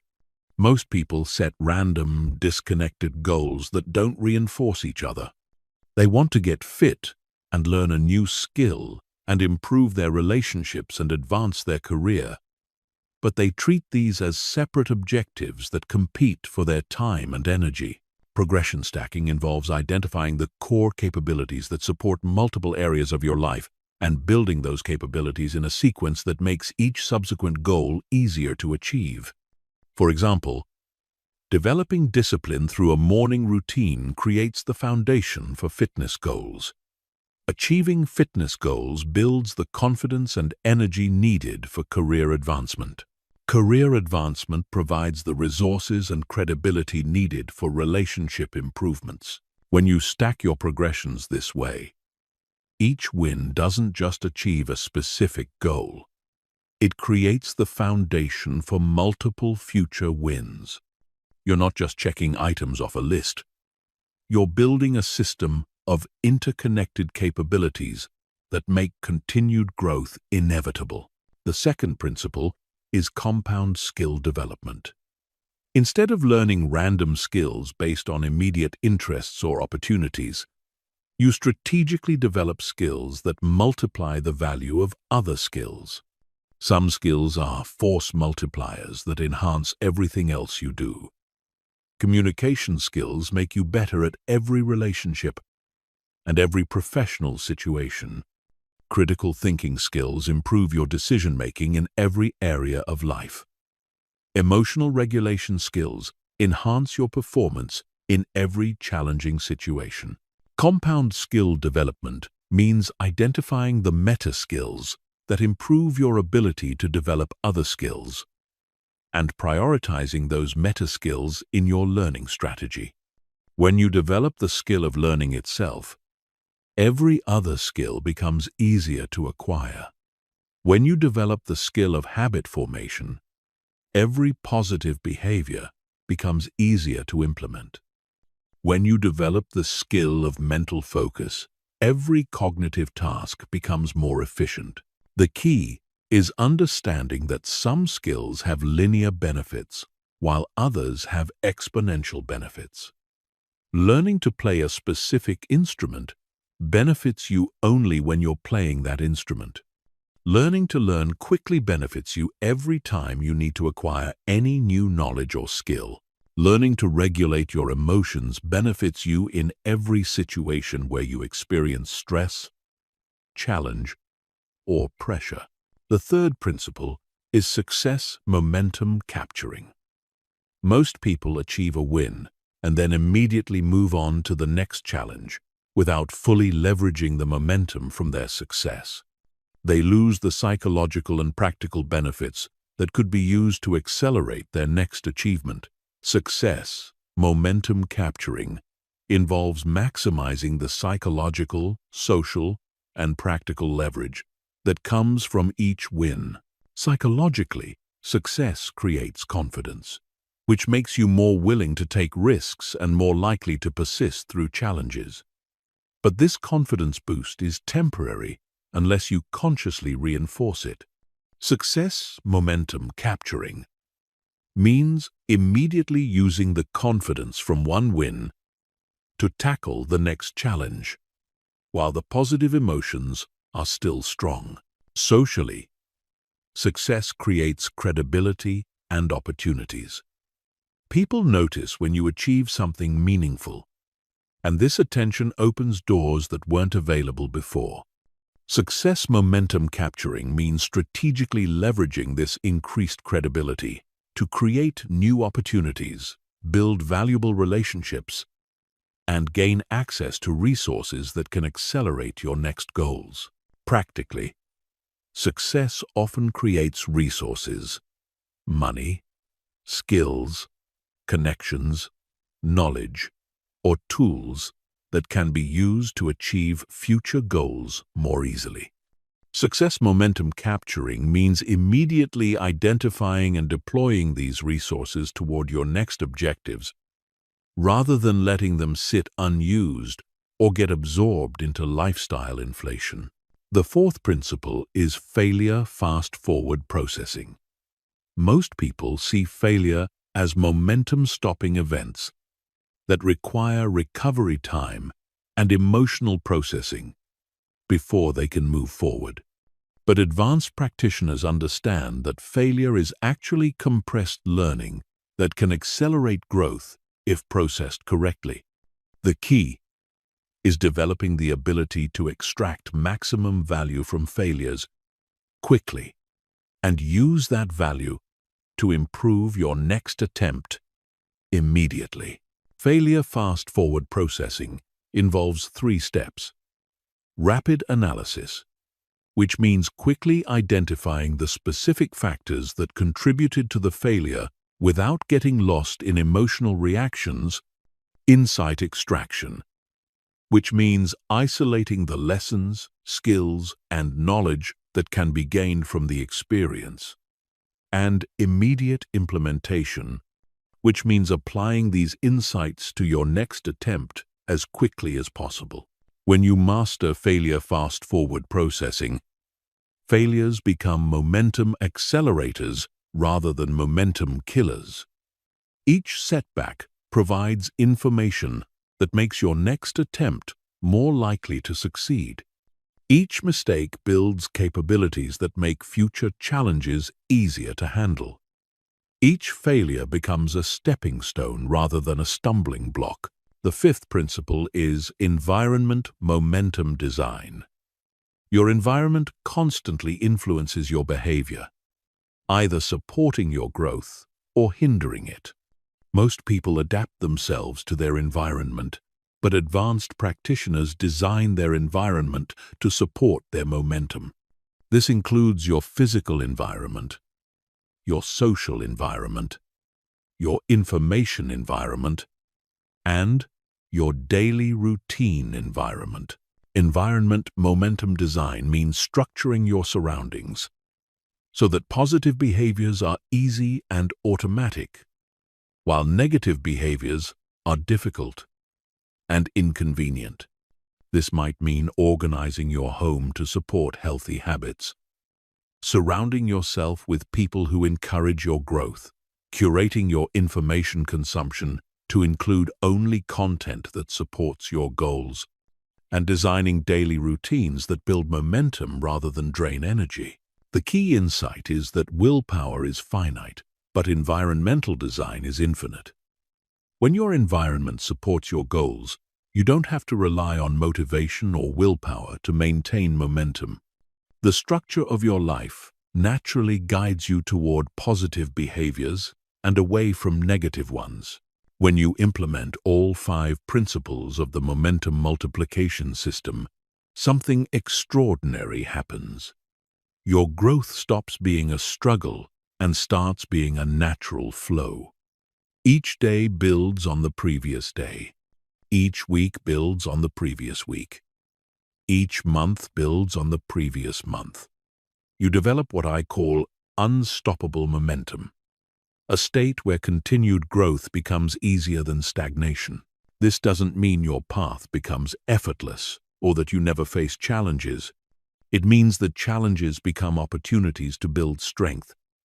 Setbacks become sources of valuable information, and obstacles become stepping stones to higher levels of capability.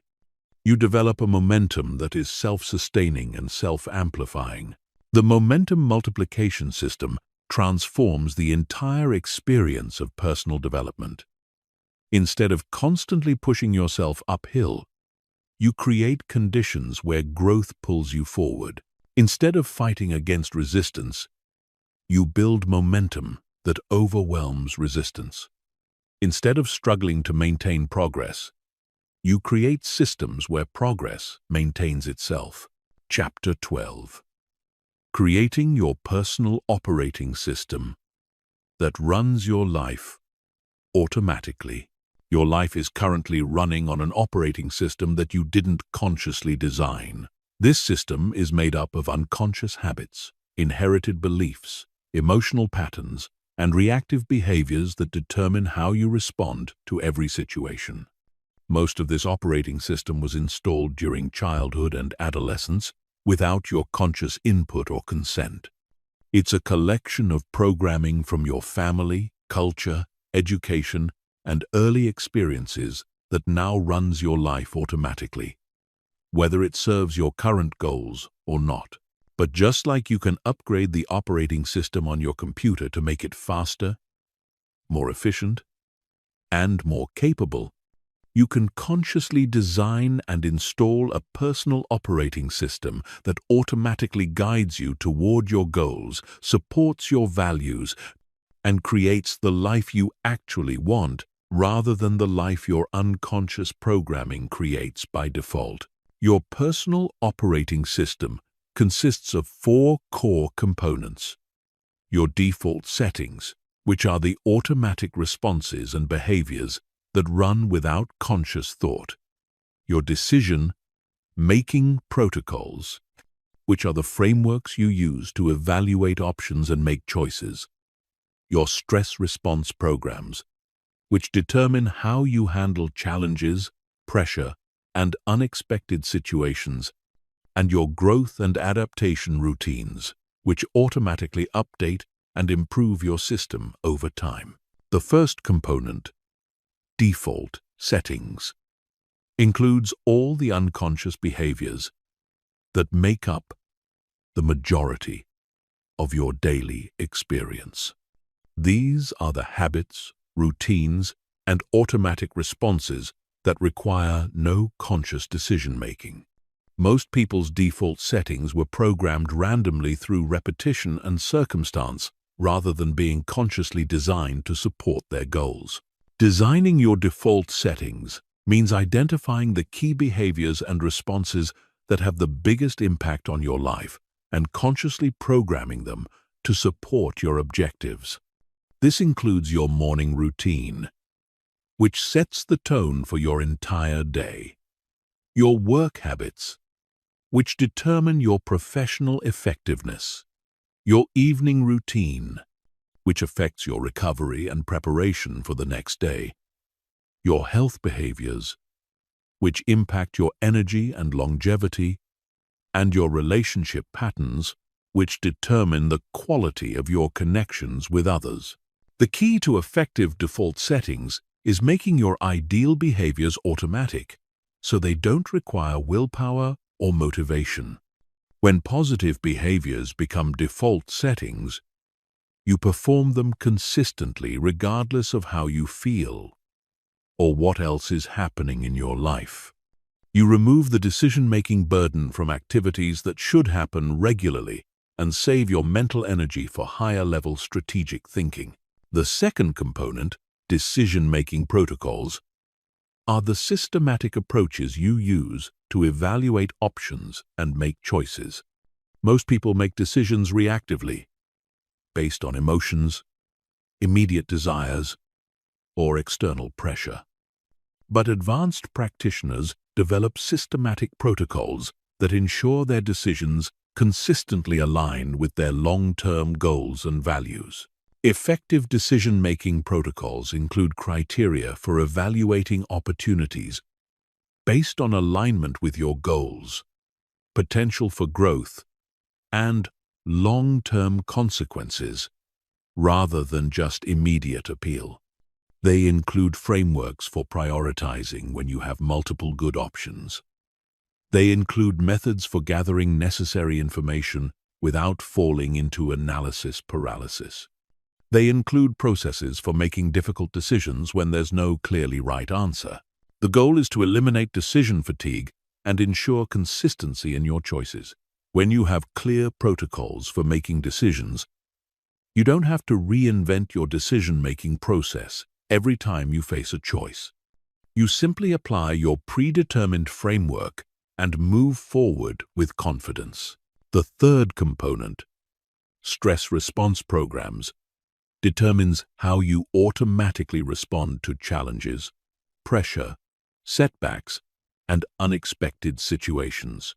Most people's stress response programs were developed during childhood and are designed for survival rather than success. They might include fight, flight, or freeze responses that worked in dangerous situations but are counterproductive in modern challenges. Designing your stress response programs means consciously choosing how you want to respond to different types of stress and pressure. This includes developing automatic responses that help you stay calm and focused under pressure. Systematic approaches for dealing with setbacks and failures that extract lessons and maintain momentum, protocols for handling criticism and conflict that protect your emotional stability while remaining open to feedback, and routines for managing overwhelming situations that break problems down into manageable components. When you have well-designed stress response programs, stress becomes a performance enhancer rather than a performance inhibitor. Challenges become opportunities to demonstrate your capabilities rather than threats to your well-being. Pressure becomes fuel for achievement rather than a source of anxiety. The fourth component, growth and adaptation routines, ensures that your personal operating system continuously improves over time rather than becoming stagnant. These are the systematic processes that allow you to learn from experience, update your approaches based on new information, and evolve your system as your goals and circumstances change. Growth and adaptation routines include regular review processes that assess what's working and what needs improvement. Learning systems that ensure you're continuously acquiring new knowledge and skills, feedback mechanisms that help you identify blind spots and areas for development, and update protocols that modify your other systems based on new insights and changing circumstances. The key is building improvement into your system so that growth happens automatically rather than only when you're motivated to change. Your personal operating system should be self-improving, constantly becoming more effective and better aligned with your evolving goals. Installing your personal operating system requires 3 phases. Assessment, where you examine your current unconscious programming and identify what needs to change. Design, where you consciously create new defaults, protocols, and routines that support your goals. And implementation, where you gradually replace old programming with new programming through consistent practice. The assessment phase involves conducting a thorough audit of your current automatic behaviors, decision-making patterns, stress responses, and growth habits. You identify which aspects of your current operating system serve you and which aspects limit you. This requires honest self-observation and possibly feedback from others who can help you see your blind spots. The design phase involves consciously creating new programming that aligns with your goals and values. This isn't about copying someone else's system. It's about designing approaches that work for your unique personality, circumstances, and objectives. You create specific protocols for common situations and general frameworks for handling unusual circumstances. The implementation phase involves gradually installing your new programming through consistent practice until it becomes automatic. This requires patience because you're literally rewiring neural pathways and creating new habits. The old programming will resist change, so you need systematic approaches for reinforcing new patterns until they become stronger than old patterns. When your personal operating system is fully installed and running, your life operates with a level of efficiency and effectiveness that seems effortless to others. You automatically make choices that support your goals. You instinctively respond to challenges in ways that create growth rather than setbacks. You naturally engage in behaviors that build the life you want rather than the life you inherited. This doesn't mean your life becomes predictable or mechanical. It means that the foundation of your life is solid and automatically supports your conscious goals and values. You have more mental and emotional energy available for creativity, innovation, and high-level strategic thinking. Because the basics of your life are handled automatically by systems you've consciously designed, your personal operating system becomes your competitive advantage. while others are constantly fighting against their unconscious programming, making reactive decisions, and struggling with inconsistent behaviors. You're operating from a foundation of conscious design that automatically guides you towards success. Chapter 13. The Elite Mental Models That Rewire Your Thinking for Unstoppable Success. The difference between ordinary thinking and extraordinary thinking isn't intelligence or education. It's the quality of the mental models you use to understand and navigate reality. Mental models are thinking frameworks that determine how you interpret information, make decisions, solve problems, and predict outcomes. Most people operate with mental models they absorbed unconsciously from their environment without ever examining whether these models actually serve their goals. But elite performers in every field consciously develop and refine mental models that give them massive advantages in thinking quality and decision-making effectiveness.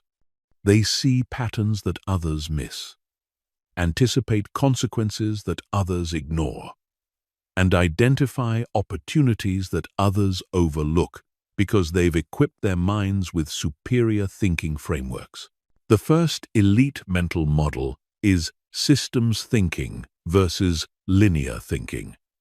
Most people think linearly, assuming that causes and effects are directly connected and that problems have simple, straightforward solutions. But reality operates as complex systems where causes and effects are separated by time and space, where small changes can have large consequences, and where the obvious solution often creates unintended consequences that make the original problem worse.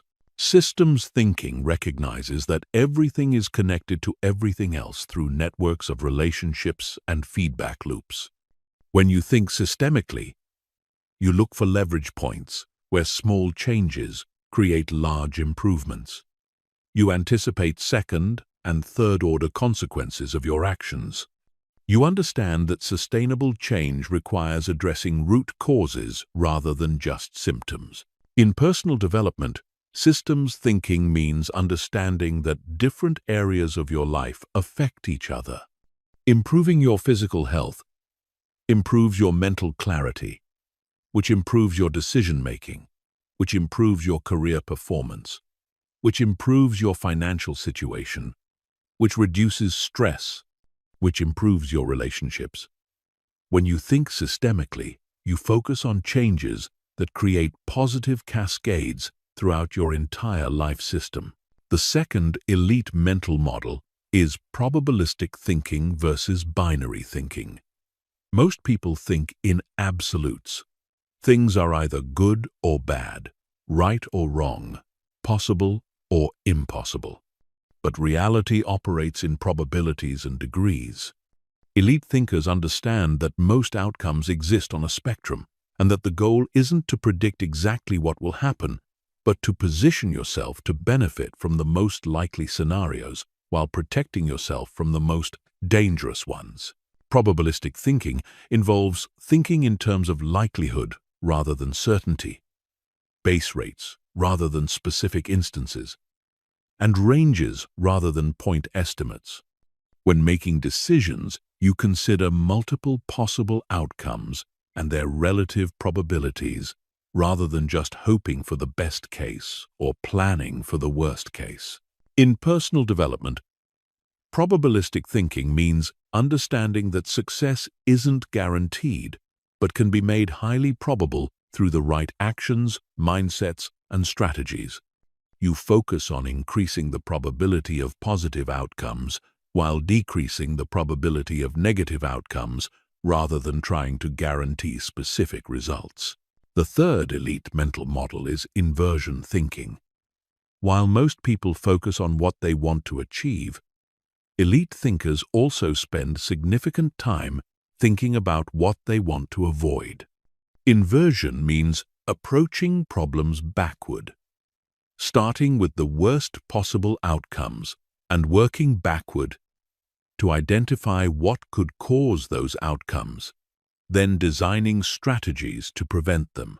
Inversion thinking is incredibly powerful because it helps you identify and eliminate the behaviors, decisions, and situations that most commonly lead to failure. It's often easier to identify what not to do than to identify exactly what to do. By eliminating the most common causes of failure, you dramatically increase your probability of success, even without having a perfect plan. In personal development, inversion thinking means asking questions like, what would guarantee that I fail to achieve my goals? What behaviors would definitely keep me stuck where I am? What decisions would certainly make my life worse? Then you systematically eliminate these failure patterns from your life. The fourth elite mental model is second-order thinking.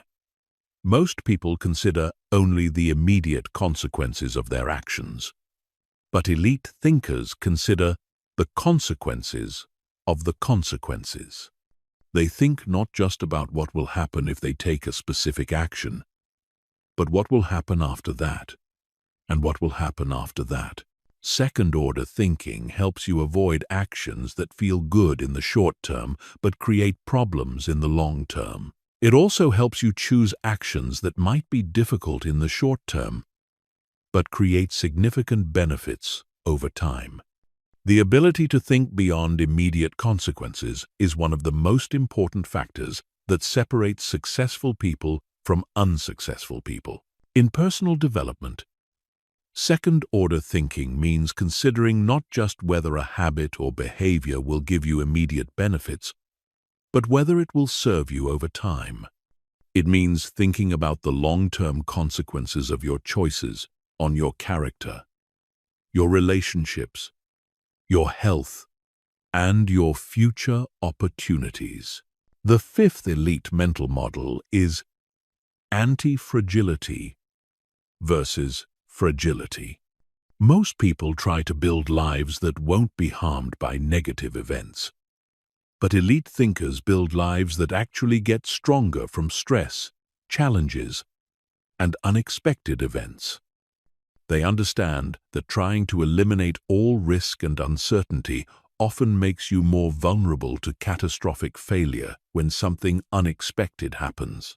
Anti-fragility means building redundancy into your systems so that failure in one area doesn't destroy everything.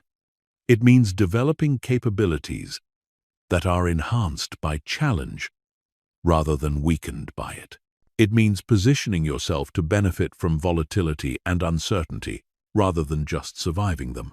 In personal development, anti-fragility means building multiple sources of income, multiple skill sets, multiple social networks, and multiple ways of finding meaning and fulfillment.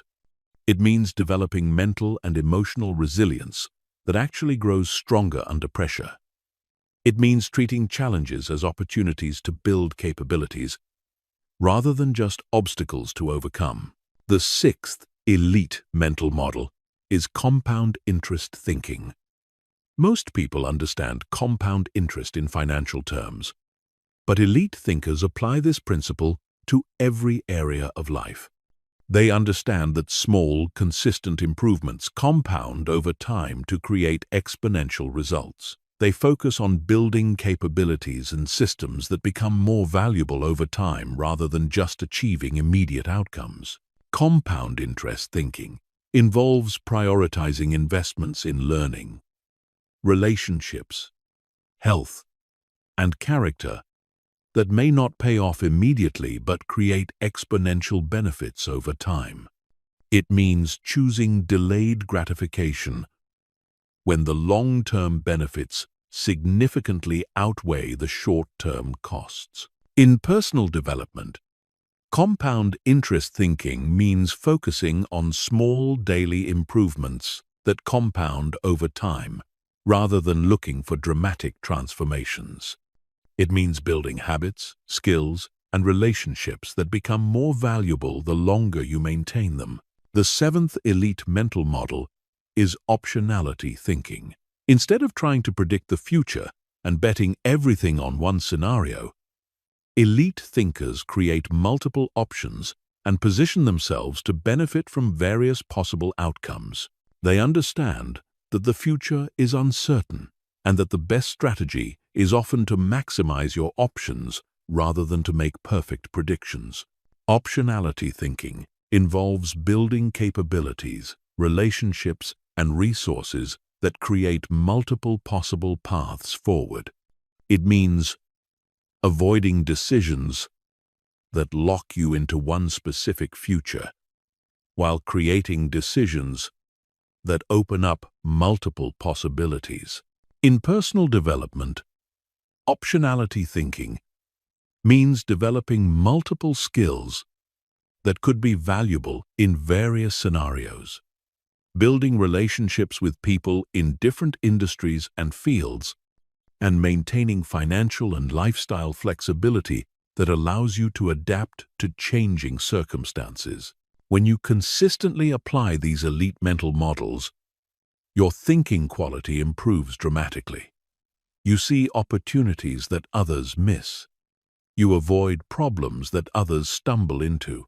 You make decisions that compound positively over time, while others make decisions that limit their future options. These mental models become automatic thinking tools that upgrade every decision you make and every problem you solve. They transform you from someone who reacts to circumstances into someone who anticipates possibilities and positions themselves strategically for long-term success. Chapter 14. Building unbreakable discipline that becomes your natural operating mode. Discipline is not about forcing yourself to do things you don't want to do. That's willpower. And willpower is finite, exhausting, and unreliable.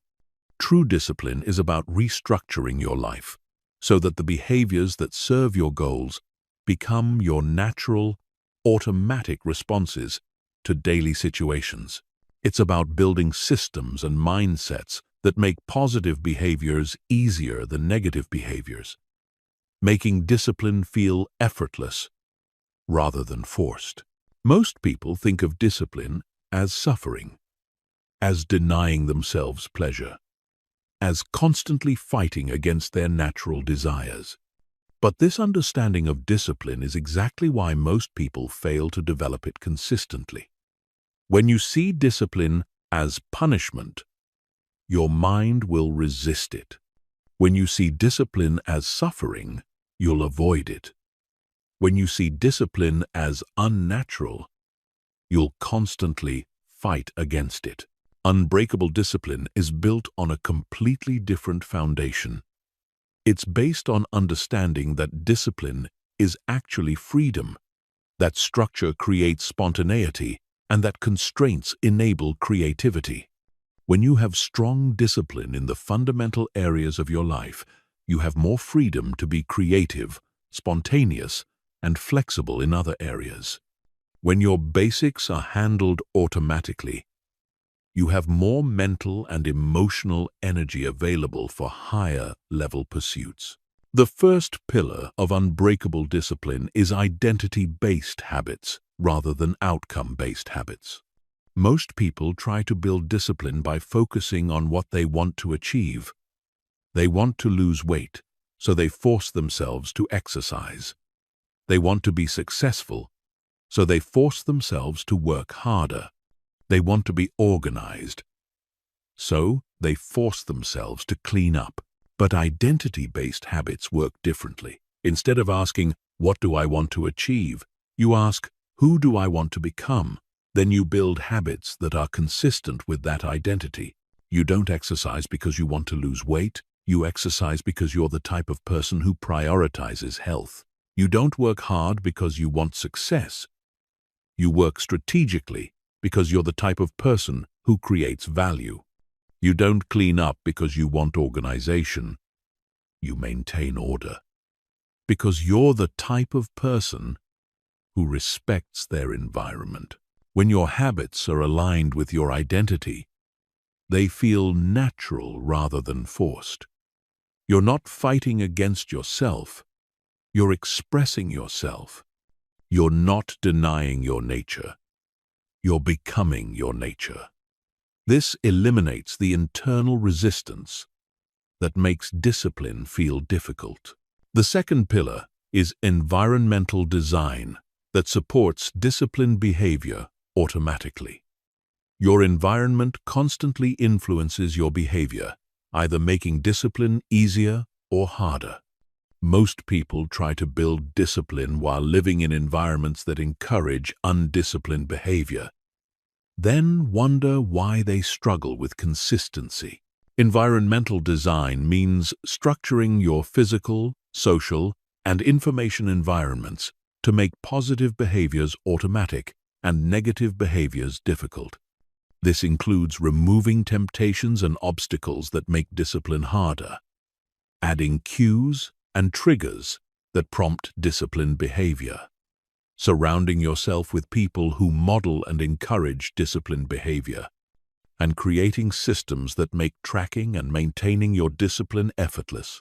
When your environment supports your discipline, you don't have to rely on willpower to make good choices. The structure of your life naturally guides you toward positive behaviors. Your discipline becomes a product of smart design rather than constant effort. The third pillar is micro-discipline that builds macro-discipline. Most people try to build discipline by taking on huge challenges that require enormous willpower and perfect execution. When they inevitably fail, they conclude that they lack discipline. But discipline is built through small, consistent actions that prove to yourself that you can keep commitments to yourself. Microdiscipline means starting with commitments so small that failure is almost impossible, then gradually increasing the difficulty as your discipline muscle strengthens. You might start by committing to drink 1 glass of water every morning, then build to a full morning routine.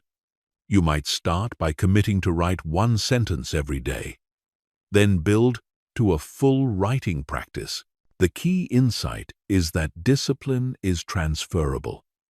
When you prove to yourself that you can keep small commitments consistently, you build confidence in your ability to keep larger commitments. Each successful micro-discipline experience strengthens your identity as someone who follows through on their commitments. The fourth pillar is systems-based discipline rather than motivation-based discipline. Motivation is emotional and temporary. Systems are structural and permanent. When you rely on motivation to drive your discipline, you're dependent on feeling like doing the right thing. When you rely on systems, you do the right thing regardless of how you feel. Systems-based discipline means creating structures, routines, and processes that make disciplined behavior automatic. This includes daily routines that eliminate decision fatigue, tracking systems that provide feedback and accountability, and recovery protocols that maintain your discipline during difficult periods. The goal is to make discipline a function of your system rather than your feelings.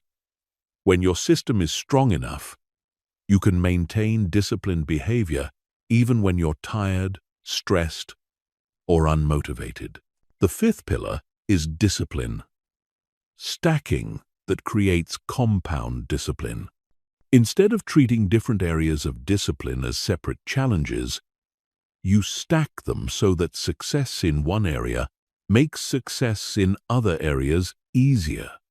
You build discipline in one domain, then use that momentum to build discipline in related domains.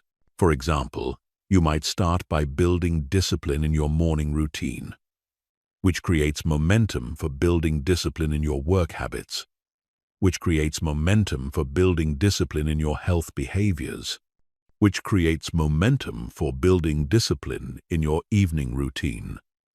Each area of discipline reinforces and strengthens the others. Discipline. Stacking leverages the fact that discipline is a transferable skill. When you strengthen your discipline in any area, you strengthen your overall capacity for self-control and follow-through.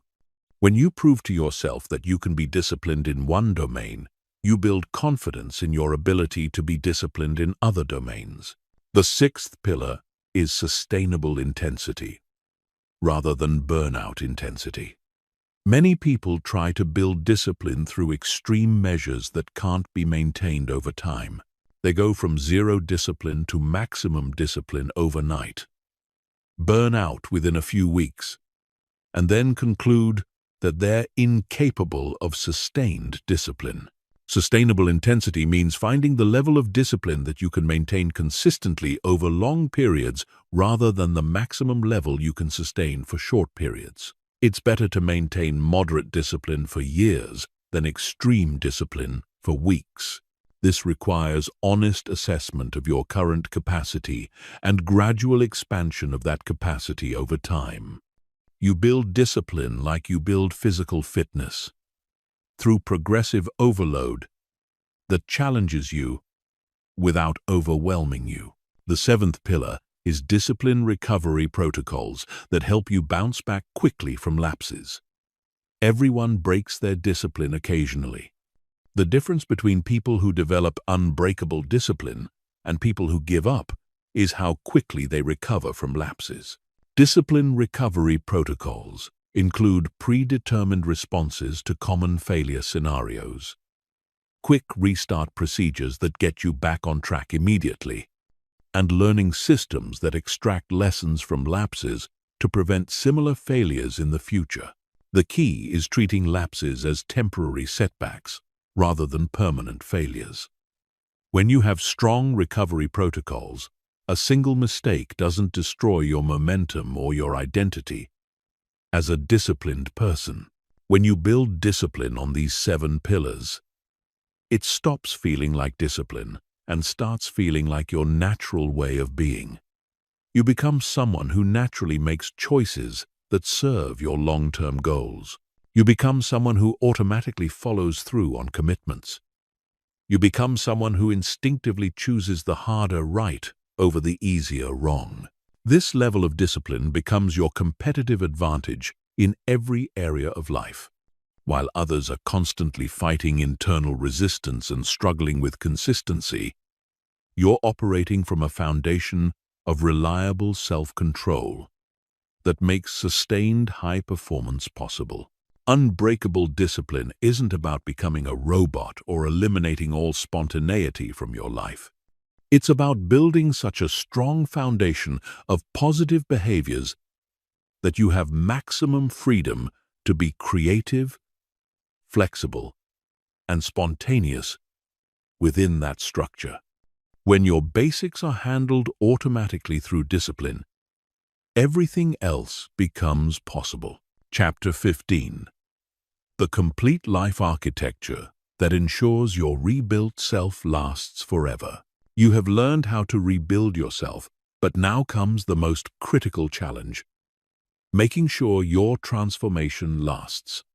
The graveyard of personal development is filled with people who experienced dramatic breakthroughs, made significant changes, and built new habits, only to slowly drift back to their old patterns over time.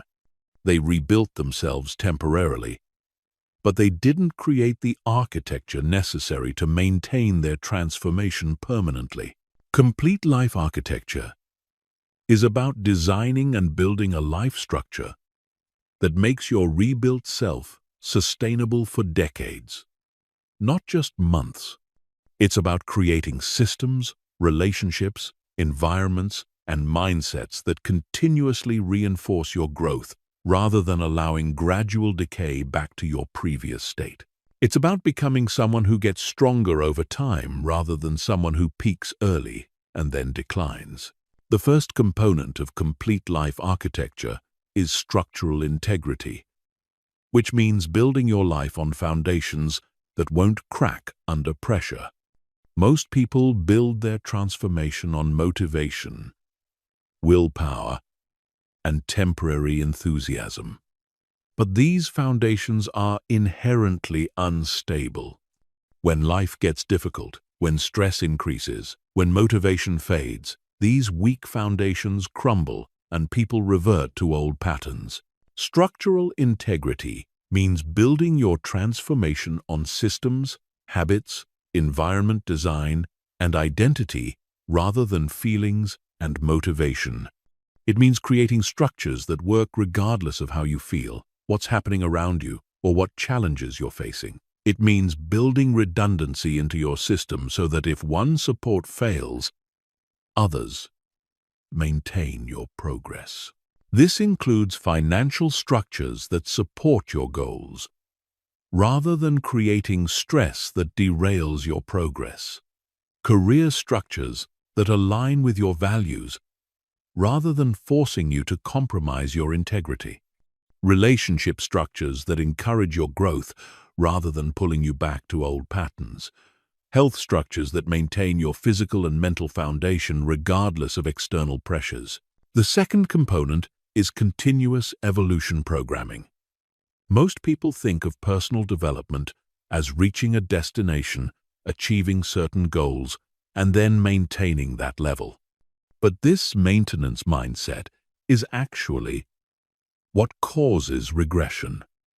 When you stop growing, you start dying. When you stop evolving, you start stagnating. When you stop challenging yourself, you start declining. Continuous evolution programming means building growth into your life structure so that evolution becomes automatic rather than optional. This includes learning systems that ensure you're constantly acquiring new knowledge and skills, challenge systems that regularly push you outside your comfort zone, feedback systems that help you identify areas for improvement, and adaptation systems that help you adjust to changing circumstances. The key insight is that the goal isn't to reach a final state of perfection.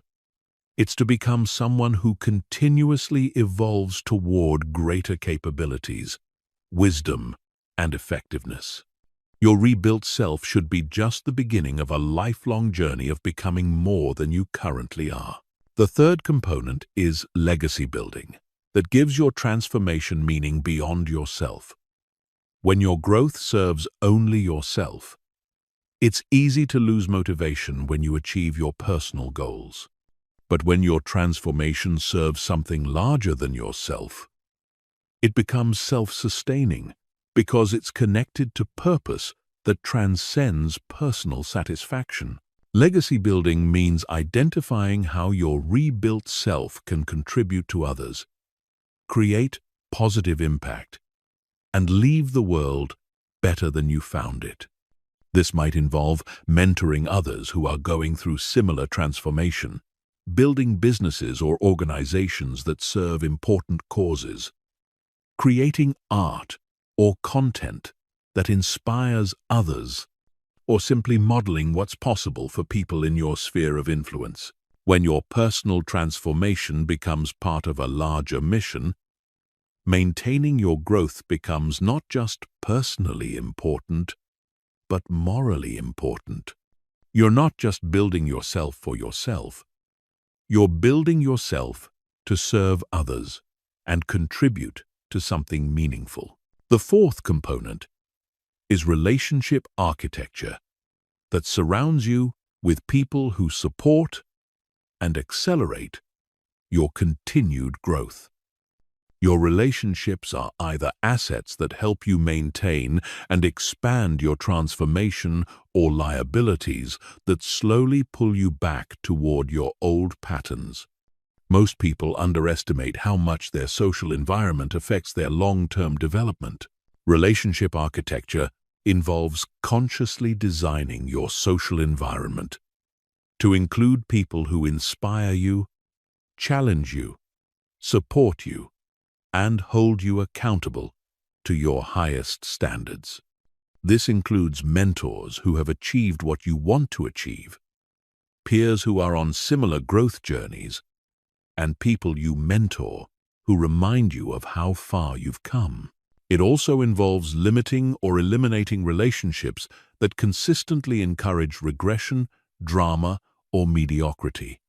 This doesn't mean abandoning people who are struggling, but it does mean being strategic about how much time and energy you invest in relationships that drain rather than fuel your growth.